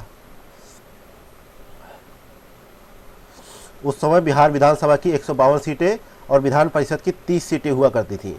इस और 39 स्थान जो है मुस्लिम समुदाय के लिए आरक्षित थे। और इस चुनाव में कांग्रेस जो है 98 जो है स्थानों पर विजयी रहा था। नेक्स्ट है क्वेश्चन नंबर 103। निम्नलिखित में से कौन जो है पटना उच्च न्यायालय के मुख्य न्यायाधीश के रूप में कार्य करने वाले प्रथम भारतीय थे? तो देखा जाए तो पटना उच्च न्यायालय के जो है मुख्य न्यायाधीश के रूप में कार्य करने वाले प्रथम भारतीय कौन थे? तो ये थे लक्ष्मीकांत झा। ये जो है भारत के को जब आज़ादी मिली उसके बाद जो है पटना उच्च न्यायालय के मुख्य न्यायाधीश के रूप में प्रथम भारतीय थे। और न्यायमूर्ति रेखा दोषित जो है पटना उच्च न्यायालय के मुख्य न्यायाधीश थी और इस पर पद पर आसीन होने वाली पहली महिला थी।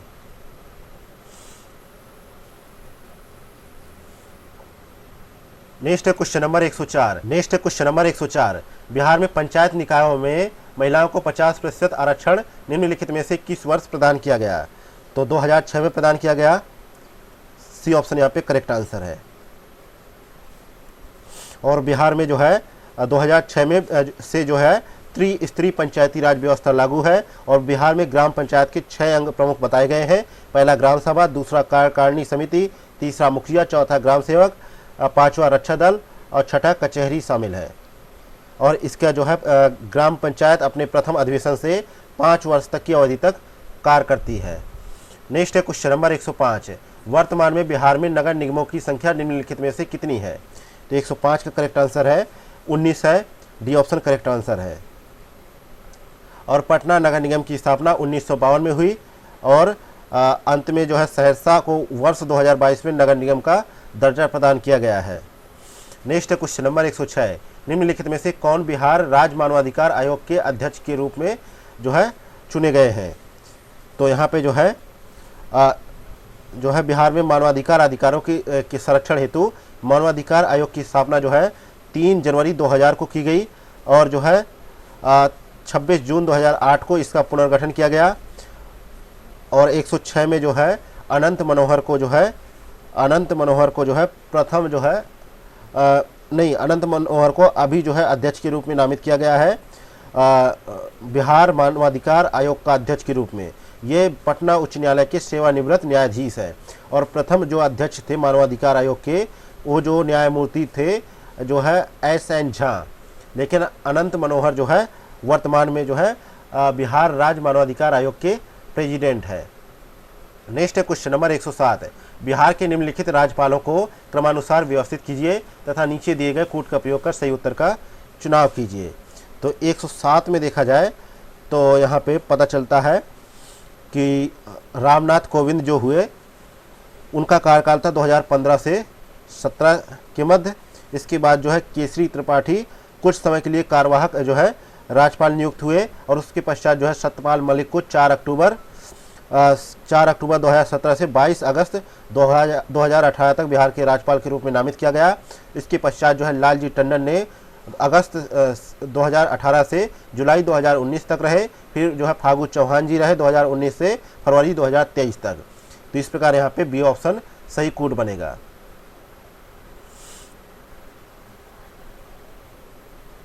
Next question number 109। मुख्यमंत्री बाल सहायता योजना के संदर्भ में निम्नलिखित कथनों पर विचार करें। पहला कथन है इस योजना को वर्ष 2021 में प्रारंभ किया गया।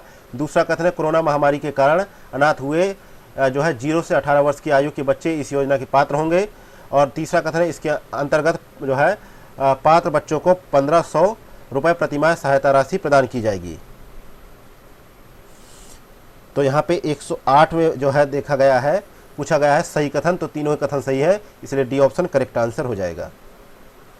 Next question number 109। बिहार में ग्राम पंचायत का गठन निम्नलिखित में से कितनी आबादी पर किया जाता है? तो यहाँ पे जो है 7000 व्यक्तियों की आबादी पर जो है ग्राम पंचायत और प्रत्येक 500 आबादी पर ग्राम पंचायत के लिए एक सदस्य के प्रत्यक्ष जो है चुनाव का प्रावधान है। तो यहाँ पे सही जवाब है A option. Next question number 110।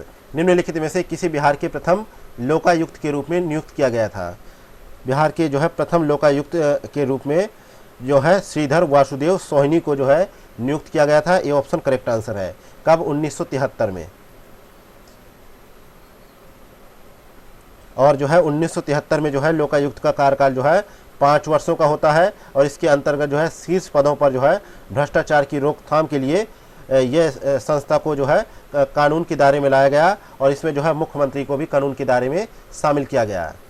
Next question number 111 है। बिहार राज्य महिला आयोग के संदर्भ में निम्नलिखित कथनों पर विचार करें। पहला कथन है इसकी स्थापना 2003 में की गई। दूसरा कथन है इसकी अधिकतम संख्या 5 होती है और इसके अध्यक्ष का कार्यकाल 3 वर्ष का होता है। तो पहला कथन यहाँ पे गलत है। इसकी स्थापना 1993 में हुई और इसमें एक अध्यक्ष के अलावा 7 गैर सरकारी महिलाओं का जो है मनोनयन उनकी योग्यता के अनुसार राज्य सरकार के द्वारा किया जाता है। तो ये यहाँ पे दूसरा भी गलत है। तीसरा है, तो तीसरा कथन यहाँ पे सही है, तो इसलिए यहाँ पे बी ऑप्शन करेक्ट आंसर हो जाएगा। अगला क्वेश्चन नंबर 112 है, बिहार में राज्यसभा सदस्यों की संख्या निम्नलिखित में से कितनी है? तो बिहार में राज्यसभा के लिए निर्धारित सीटों की संख्या 16 है और राज्यसभा में सर्वाधिक सीटें 31 उत्तर प्रदेश में है। इसके बाद महाराष्ट्र, तमिलनाडु से राज्यसभा की सीटें हैं क्रमशः 16, 19 और 18 है। तो महाराष्ट्र में 19 सीटें हैं और तमिलनाडु में 18 सीटें हैं और बिहार से लोकसभा की सीटें जो है 40 है।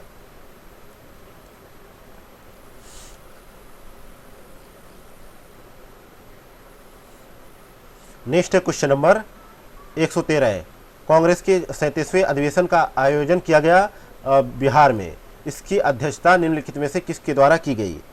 तो इसकी अध्यक्षता जो है चित्तरंजन दास द्वारा की गई और जो है कांग्रेस की स्थापना की बात की जाए तो 1885 में हुई और इसके पहले अध्यक्ष थे जो है अध्यक्ष थे व्योमेश चंद्र बनर्जी।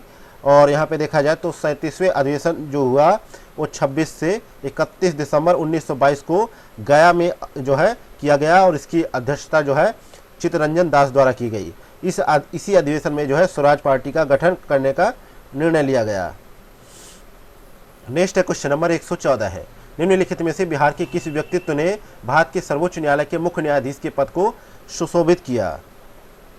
तो यहाँ पे जो है 114 का करेक्ट आंसर है ए ऑप्शन, भुवनेश्वर प्रसाद सिन्हा ने किया। ए ऑप्शन करेक्ट आंसर है। जो भुवनेश्वर प्रसाद सिन्हा थे ये जो है आज़ादी के पश्चात जो है भारत के 6ठे मुख्य न्यायाधीश के रूप में कार्य करने वाले थे और इन्होंने 1 अक्टूबर 1959 से 31 जनवरी 1964 तक जो है अपना कार्यभार संभाला था और इनका संबंध पटना बिहार से था। नेक्स्ट क्वेश्चन नंबर 115 है, हाल ही में संपन्न हुए 2024 के लोकसभा चुनाव में बिहार में निम्नलिखित में से कुल कितने प्रतिशत जो है मतदान हुआ था? तो बिहार में जो है राज्य में जो है 60% से अधिक मतदान जो है 5 बार तथा जो है 50% से कम मतदान जो है 3 बार हुआ है। लेकिन जो है 2024 में लोकसभा चुनाव हुए 7 चरणों में और बिहार में मतदान हुआ 56.62%। तो बी ऑप्शन करेक्ट है।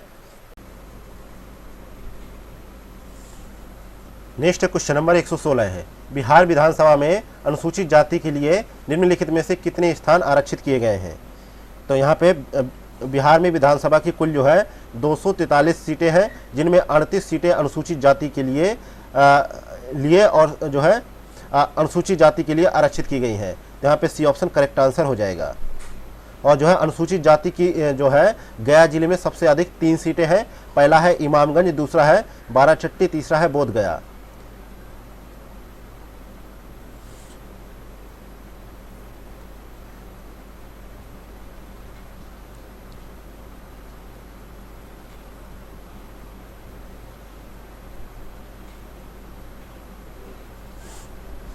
नेक्स्ट क्वेश्चन नंबर 117 है, बिहार में ब्लॉक स्तर पर प्रशासन के संचालन हेतु पंचायत समिति का गठन किया गया। इस समिति में निम्नलिखित में से कौन शामिल है? पहला है घोषित लोकसभा क्षेत्र का सांसद, दूसरा है ग्राम पंचायत के मुखिया, तीसरा है प्रत्येक 5000 की आबादी पर एक मेंबर, चौथा है संबंधित क्षेत्र का विधायक। तो नीचे दिए गए कोड का प्रयोग कर सही उत्तर का चयन करें। तो चारों ही यहाँ पे शामिल है। डी ऑप्शन यहाँ पे राइट आंसर हो जाएगा। अगला क्वेश्चन नंबर 118 है, संविधान सभा में बिहार से निम्नलिखित में से कितने सदस्यों का निर्वाचन किया गया था? तो 118 का करेक्ट आंसर है। तो संविधान सभा में 229 मेंबर थे जिनमें 36 सदस्य जो है बिहार से थे। तो डी ऑप्शन यहाँ पे करेक्ट आंसर है।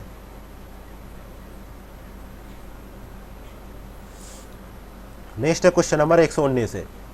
119 नंबर क्वेश्चन है, बिहार के निम्नलिखित राजनीतिक दलों को उनके गठन के आधार पर सही क्रम में व्यवस्थित कीजिए तथा नीचे दिए गए कूट का प्रयोग कर सही उत्तर का चयन कीजिए। तो यहाँ पे समता पार्टी का गठन जो है 1994 में, राष्ट्रीय जनता पार्टी का गठन जो है 5 जुलाई 1997 में, और जो है लोक जनशक्ति पार्टी का गठन जो है 2000 में, जनता दल यूनाइटेड का गठन जो है 30 अक्टूबर 2003 में। तो इस प्रकार यहाँ पे डी ऑप्शन सही सुमेलित हो जाएगा। नेक्स्ट है क्वेश्चन नंबर 120 है, बिहार के निम्नलिखित में से किस वर्ष के विधानसभा चुनाव में सर्वाधिक महिलाओं को निर्वाचित किया गया था? तो विधानसभा में जो है 2010 के विधानसभा चुनाव में सर्वाधिक महिलाएं निर्वाचित हुई और इस चुनाव में जो है 37 महिला उम्मीदवार जीतकर सदन पहुंची थी। तो यहाँ पे सी ऑप्शन करेक्ट आंसर हो जाएगा। नेक्स्ट है क्वेश्चन नंबर 121 है, निम्नलिखित युग्मों में से कौन सा सही सुमेलित नहीं है? तो रजौली वन्यजीव अभयारण्य है। तो रजौली वन्यजीव अभयारण्य जो है नवादा जिले में है, ये सही है। और यह जो है इसका विस्तार लगभग 27.27 वर्ग किलोमीटर क्षेत्र में है और यहाँ पे भालू, सांबर, लकड़बग्घा आदि पाए जाते हैं। अगला है कुशेश्वर वन्यजीव अभयारण्य, ये जो है दरभंगा जिले में आता है। यहाँ अक्टूबर माह में जो है साइबेरियाई पक्षी जो है प्रवास करते हैं, ये भी सही है। अगला है जो है उदयपुर वन्यजीव अभयारण्य, ये पश्चिमी चंपारण में है, ये भी सही है और ये इसकी स्थापना 1978 में की गई। अगला है जो है भीम बांध वन्यजीव अभयारण्य, ये मुंगेर जिले के दक्षिण पश्चिम क्षेत्र में स्थित है। तो यहाँ पे जहानाबाद लिखा है, ये गलत है। डी ऑप्शन यहाँ पे करेक्ट आंसर है। नेक्स्ट है क्वेश्चन नंबर 122 उर्वरक उद्योग में बड़े पैमाने पर प्रयोग किया जाने वाला खनिज पाइराइट बिहार के निम्नलिखित में से किस जनपद में पाया जाता है? तो यहाँ पे 122 का करेक्ट आंसर है। तो ये जो है रोहतास जिले में पाया जाता है। बी ऑप्शन यहाँ पे करेक्ट आंसर है, क्योंकि जो है रोहतास के जो है अमझोर में 109 वर्ग किलोमीटर क्षेत्र में लौह पायराइट पाया जाता है और मंदा, कुरियारी और करैया में लगभग 40 करोड़ टन का पायराइट का निक्षेप पाया गया है। और जो है यहाँ पे देखा जाए तो भारतीय खनिज ब्यूरो के अनुसार देश में जो है भारत देश में 95% जो है पायराइट का संचित भंडार एवं उत्पादन बिहार में ही होता है और राज्य में मुख्यतः रोहतास जिले के ऊपरी विंध्य शैल समूह में यह खनिज पाया जाता है।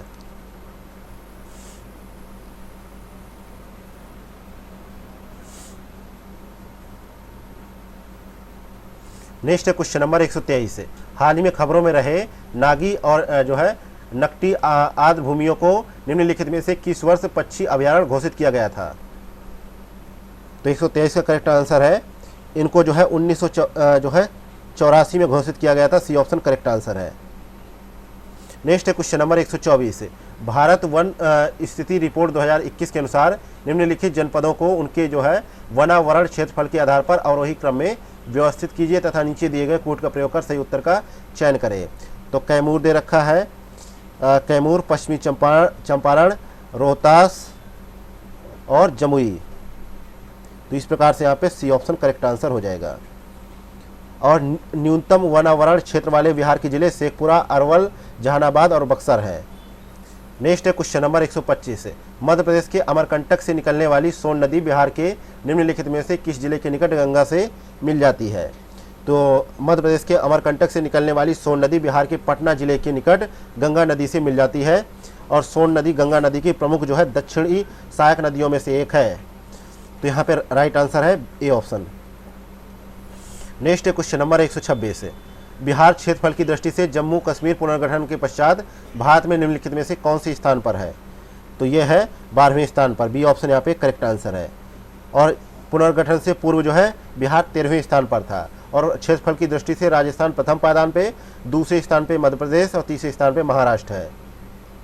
बिहार राज्य का कुल क्षेत्रफल कितना है? 94,163 किलोमीटर है और जनसंख्या की दृष्टि से बिहार तीसरा सबसे बड़ा राज्य है।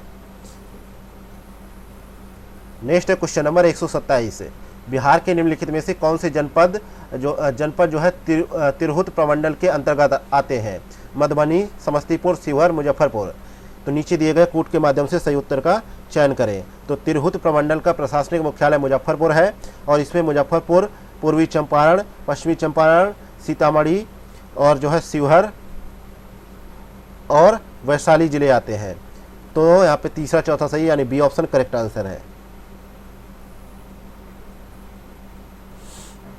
नेक्स्ट है क्वेश्चन नंबर 128 है, बल सुंदरी मृदा के संदर्भ में निम्नलिखित कथनों पर विचार करें। पहला कथन है, यह मृदा क्षारीय प्रकृति की होती है।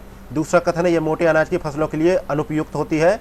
तीसरा कथन है इसका सर्वाधिक विस्तार जो है पूर्णिया एवं जो है सहरसा जनपद में है। तो सही कथन चुनना है यहाँ पे। तो 128 में देखा जाए तो यहाँ पे पहला सही है, लेकिन दूसरा गलत है, तीसरा सही है, क्योंकि यह जो है निम्न उर्वरता की मृदा है, तथापि सिंचाई में इसमें मोटे अनाज की फसल उगाई जाती है। तो यहाँ पे मोटे अनाज की फसल उगाई जा सकती है, अनुपयुक्त मृदा नहीं है। तो यहाँ पे पहला तीसरा सही है, सी ऑप्शन।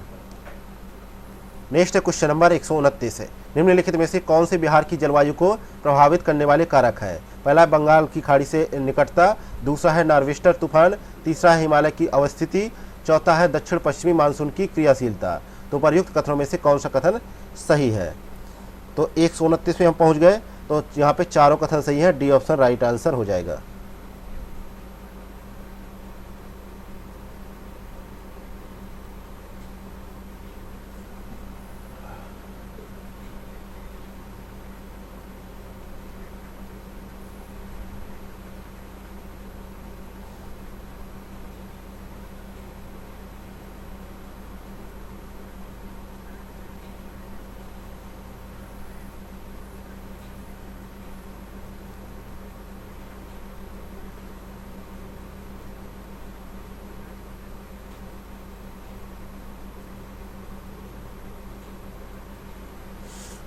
नेक्स्ट देखते हैं क्वेश्चन नंबर 130।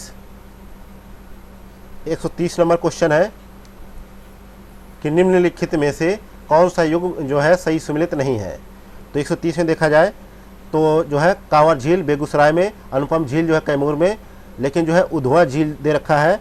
ये झील झारखंड के साहिबगंज जिले में स्थित है और यह झारखंड का एकमात्र पक्षी अभयारण्य झील है, अभयारण्य है जिसमें जो है इस झील में विदेशी पक्षी आते हैं। तो ये दरभंगा में नहीं है, साहिबगंज झारखंड में है। तो ये यहाँ पे सही जवाब हो जाएगा, बाकी जो है सही युग में सही सुमेलित है। नेक्स्ट है क्वेश्चन नंबर 131 है, निम्नलिखित कथनों पर विचार करें। पहला कथन है कि अक्षांशीय दृष्टि से संपूर्ण बिहार उपोष्ण कटिबंध में जो है अवस्थित है। दूसरा कथन है बिहार में वर्षा की मात्रा पश्चिम से पूर्व की ओर कम होती जाती है। तीसरा कथन है बिहार में सर्वाधिक वर्षा जो है दक्षिण पश्चिम मानसून से होती है। तो उपर्युक्त में से कौन सा कथन यहाँ पे सही है? तो 131 में देखा जाए पहला सही है, दूसरा गलत है, तीसरा सही है।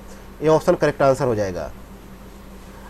जो है यहाँ पे बी ऑप्शन इसलिए गलत है क्योंकि बिहार में दक्षिण पश्चिम मानसून जून माह से आरंभ होता है और बिहार में सबसे अधिक वर्षा जुलाई तथा अगस्त में होती है। अतः बिहार में सर्वाधिक वर्षा दक्षिण पश्चिम मानसून से होती है, ना कि पश्चिम से पूर्व की ओर। इसलिए दूसरा स्टेटमेंट गलत था।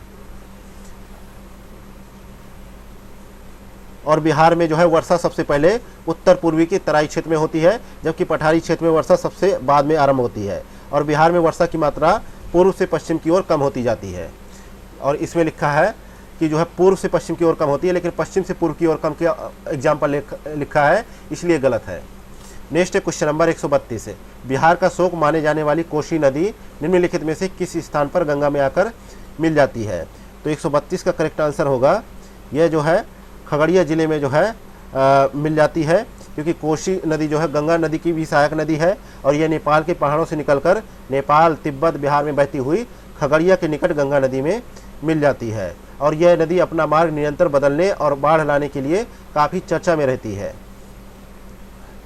नेक्स्ट है क्वेश्चन नंबर 133 है, पुनपुन नदी के संदर्भ में निम्नलिखित में से कौन सा कथन यहाँ पे सही है? इस पर विचार करना है। पहला कथन है कि गंगा की दक्षिण सहायक नदियों में इसकी लंबाई सर्वाधिक है। दूसरा कथन है यह नदी जो है फतुहा के निकट आकर गंगा में मिल जाती है। तो सही कथन यहाँ पे चुनना है। तो सही कथन कौन सा है ये आपको बताना है। तो 133 में हमें देखने को क्या मिलता है कि पुनपुन नदी जो है दक्षिण बिहार की जो है दूसरी जो है सबसे प्रमुख नदी है, जो पलामू की जो है चौराहा पहाड़ी से निकलकर जो है फतुहा के निकट आकर गंगा में मिल जाती है। यह नदी जो है कभी कभी पटना के लिए बाढ़ का खतरा पैदा करती है। तो यहाँ पे दूसरा सही है, पहला यहाँ पे गलत है, क्योंकि सोन नदी गंगा की दक्षिणी सहायक नदियों में सबसे लंबी है 760 किलोमीटर, इसलिए पहला स्टेटमेंट गलत है। तो सही है दूसरा ऑप्शन, बी ऑप्शन करेक्ट है। नेक्स्ट है क्वेश्चन नंबर 134 है, बिहार में जो है कृषि आयकर कानून निम्नलिखित में से किस वर्ष लागू किया गया? तो यह 1938 में लागू हुआ, सी ऑप्शन करेक्ट आंसर है। नेक्स्ट है क्वेश्चन नंबर 135 है, निम्नलिखित युग्मों में से कौन सा सही सुमेलित है। बांधों का मिलान करना है उनकी अवस्थिति से।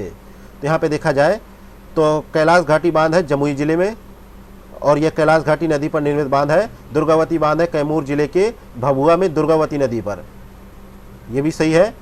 और बांसकुंड बांध है जो है लखीसराय में, और जलकुंड बांध है मुंगेर में। जलकुंड बांध जो है मुंगेर में है, तो चारों सही है, डी ऑप्शन करेक्ट है। नेक्स्ट है क्वेश्चन नंबर 136 है, संपूर्ण भारत को 15 विभिन्न कृषि जलवायु जोनों में बांटा गया है। बिहार निम्नलिखित में से किस जलवायु जोन के अंतर्गत आता है। तो बिहार यहाँ पे चौथे जोन के अंतर्गत आता है। यहाँ पे करेक्ट आंसर होगा ए ऑप्शन। इस कृषि जलवायु जोन में मध्यवर्ती गंगा का मैदान जो है आता है, और इसमें बिहार और पूर्वी उत्तर प्रदेश के क्षेत्र शामिल है। नेक्स्ट क्वेश्चन नंबर 137 है, बिहार का निम्नलिखित में से कौन सा जिला आम उत्पादन में शीर्ष स्थान पर है। तो बिहार का जो है दरभंगा, समस्तीपुर, पूर्वी चंपारण जो है प्रमुख आम की उत्पादन वाले जिले हैं। बिहार में लगभग 40,000 हेक्टेयर क्षेत्र में आम का उत्पादन किया जाता है। तो यहाँ पे दरभंगा सही जवाब होगा। नेक्स्ट है क्वेश्चन नंबर 138 है, निम्नलिखित में से कौन सी बिहार की प्रथम जो है वृहद सिंचाई परियोजना है। तो बिहार की वृहद सिंचाई परियोजना सोन परियोजना है। सोन परियोजना है जिसका निर्माण 1874 में जो है किया गया, डेहरी के पास बारू नामक स्थान पर। तो यहाँ पे ए ऑप्शन करेक्ट आंसर है।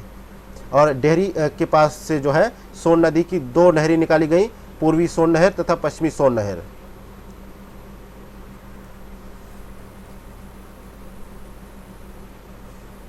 नेक्स्ट है क्वेश्चन नंबर 139 है, निम्नलिखित में से कौन सा नेपाल के साथ सीमा साझा करने वाले बिहार राज्य के जनपदों का पश्चिम से पूर्व की ओर सही अनुक्रम है।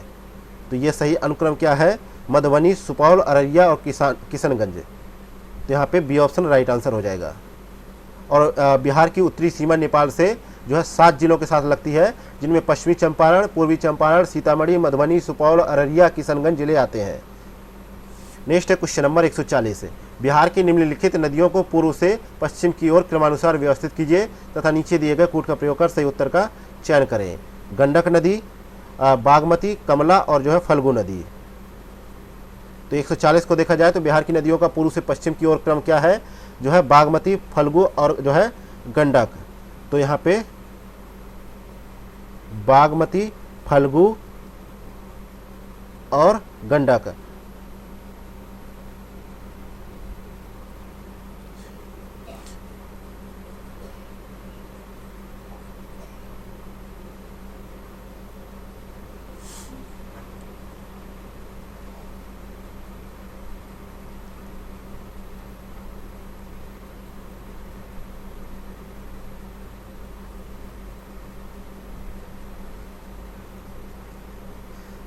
तो यहाँ पे देखा जाए तो कमला नदी नेपाल के महाभारत श्रेणी से निकलती है। यह मिथिला क्षेत्र की प्रमुख नदी है। और बागमती जो है नेपाल में शिवपुरी श्रेणी से निकलती है और सीतामढ़ी जिले से बिहार में प्रवेश करती है। और फल्गु नदी जो है छोटा नागपुर के पठार से निकलती है। और गंडक नदी जो है पश्चिमी बिहार की प्रमुख नदी है, जो वाल्मीकि नगर से बिहार में प्रवेश करती है।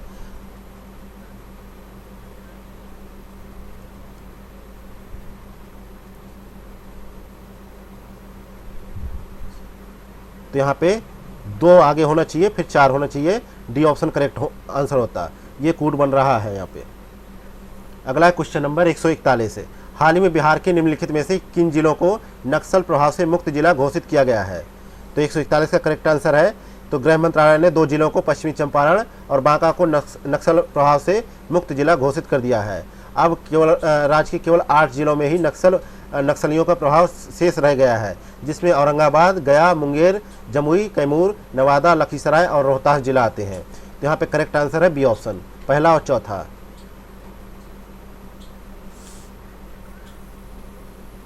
नेक्स्ट क्वेश्चन नंबर 142 है, हाल ही में बिहार के निम्नलिखित में से किस साहित्यकार को वर्ष 2024 के लिए श्री लाल शुक्ल स्मृति इफ्को साहित्य सम्मान प्रदान करने की घोषणा की गई है। तो ये जो है करेक्ट आंसर है ए ऑप्शन, चंद्रकिशोर जायसवाल को ये पुरस्कार मिलेगा। ए ऑप्शन करेक्ट आंसर है। नेक्स्ट क्वेश्चन नंबर 143 है, 8वीं महिला एशियाई चैंपियनशिप ट्रॉफी हॉकी की मेजबानी बिहार के निम्नलिखित में से किस जिले द्वारा की जा रही है। तो यह है मेजबानी बिहार के नालंदा जिले द्वारा की जा रही है, सी ऑप्शन करेक्ट आंसर है। और मुख्यमंत्री नीतीश कुमार द्वारा इसका उद्घाटन किया गया। नेक्स्ट है क्वेश्चन नंबर 144 है। हाल ही में बिहार के राज्यपाल राजेंद्र विश्वनाथ जो है आर्लेकर ने बिहार के गांधी नीतीश कुमार नामक पुस्तक का लोकार्पण किया। इस पुस्तक के लेखक निम्नलिखित में से कौन है? तो 144 का सही जवाब है अशोक चौधरी और जो है संभवी चौधरी है। डी ऑप्शन करेक्ट आंसर है। नेक्स्ट है क्वेश्चन नंबर 145 है। हाल ही में बिहार के निम्नलिखित में से किस जिले में देश का सबसे बड़ा चिड़ियाघर बनाने का निर्णय लिया गया है? तो ये चिड़ियाघर कहाँ पे बनेगा? जो है अररिया में बनेगा। कहाँ पे? अररिया में। ए ऑप्शन करेक्ट आंसर है। 289 एकड़ में बनेगा यह चिड़ियाघर और 2025-26 तक ये तैयार हो जाएगा और इसमें 1500 करोड़ रुपए खर्च आने वाला है। नेक्स्ट है क्वेश्चन नंबर 146 है। 78वें स्वतंत्रता दिवस के अवसर पर पटना के गांधी मैदान में निकाली गई झांकियों में से किस संस्थान की झांकी को सर्वश्रेष्ठ झांकी का पुरस्कार दिया गया है? तो बिहार शिक्षा परियोजना परिषद की झांकी थी जिसको सर्वश्रेष्ठ झांकियों का पुरस्कार दिया गया है।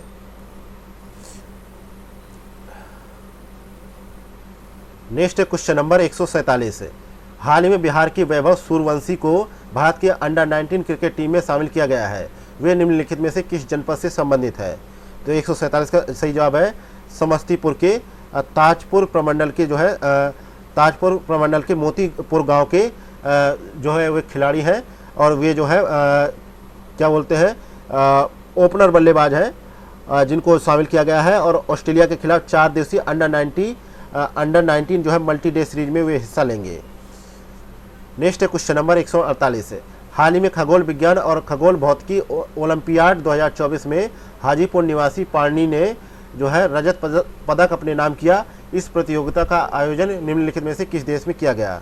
तो 148 का करेक्ट आंसर है ए ऑप्शन ब्राजील में आयोजित किया गया और ये जो है हाजीपुर की रहने वाली है। नेक्स्ट है क्वेश्चन नंबर 149 है। हाल ही में निम्नलिखित में से किसने फेमिना मिस इंडिया बिहार 2024 का खिताब जीता? तो इनका नाम है दरभंगा की Aditi Jha. C option correct answer है। नेक्स्ट है क्वेश्चन नंबर 150 है। हाल ही में बिहार सरकार द्वारा मुख्यमंत्री ग्राम परिवहन योजना की अवधि को निम्नलिखित में से किस वर्ष तक विस्तारित कर दिया गया है? तो इसको 2025-26 तक विस्तारित किया गया है। ये ऑप्शन यहाँ पे करेक्ट आंसर है। इसके अलावा इस योजना के तहत सरकार ने अपने राज्य के मूल निवासियों को वाहन खरीदने पर 50% की सब्सिडी प्रदान की है जो अधिकतम 5 लाख तक हो सकती है। इसी के साथ ही जो है संस्कृति IAS द्वारा संचालित 17वीं BPSC PT के लिए 7वें नंबर का टेस्ट पेपर यहीं पे समाप्त होता है। मिलते हैं नेक्स्ट टेस्ट पेपर में और नेक्स्ट वीडियो में। Thank you for watching Examophobia YouTube channel.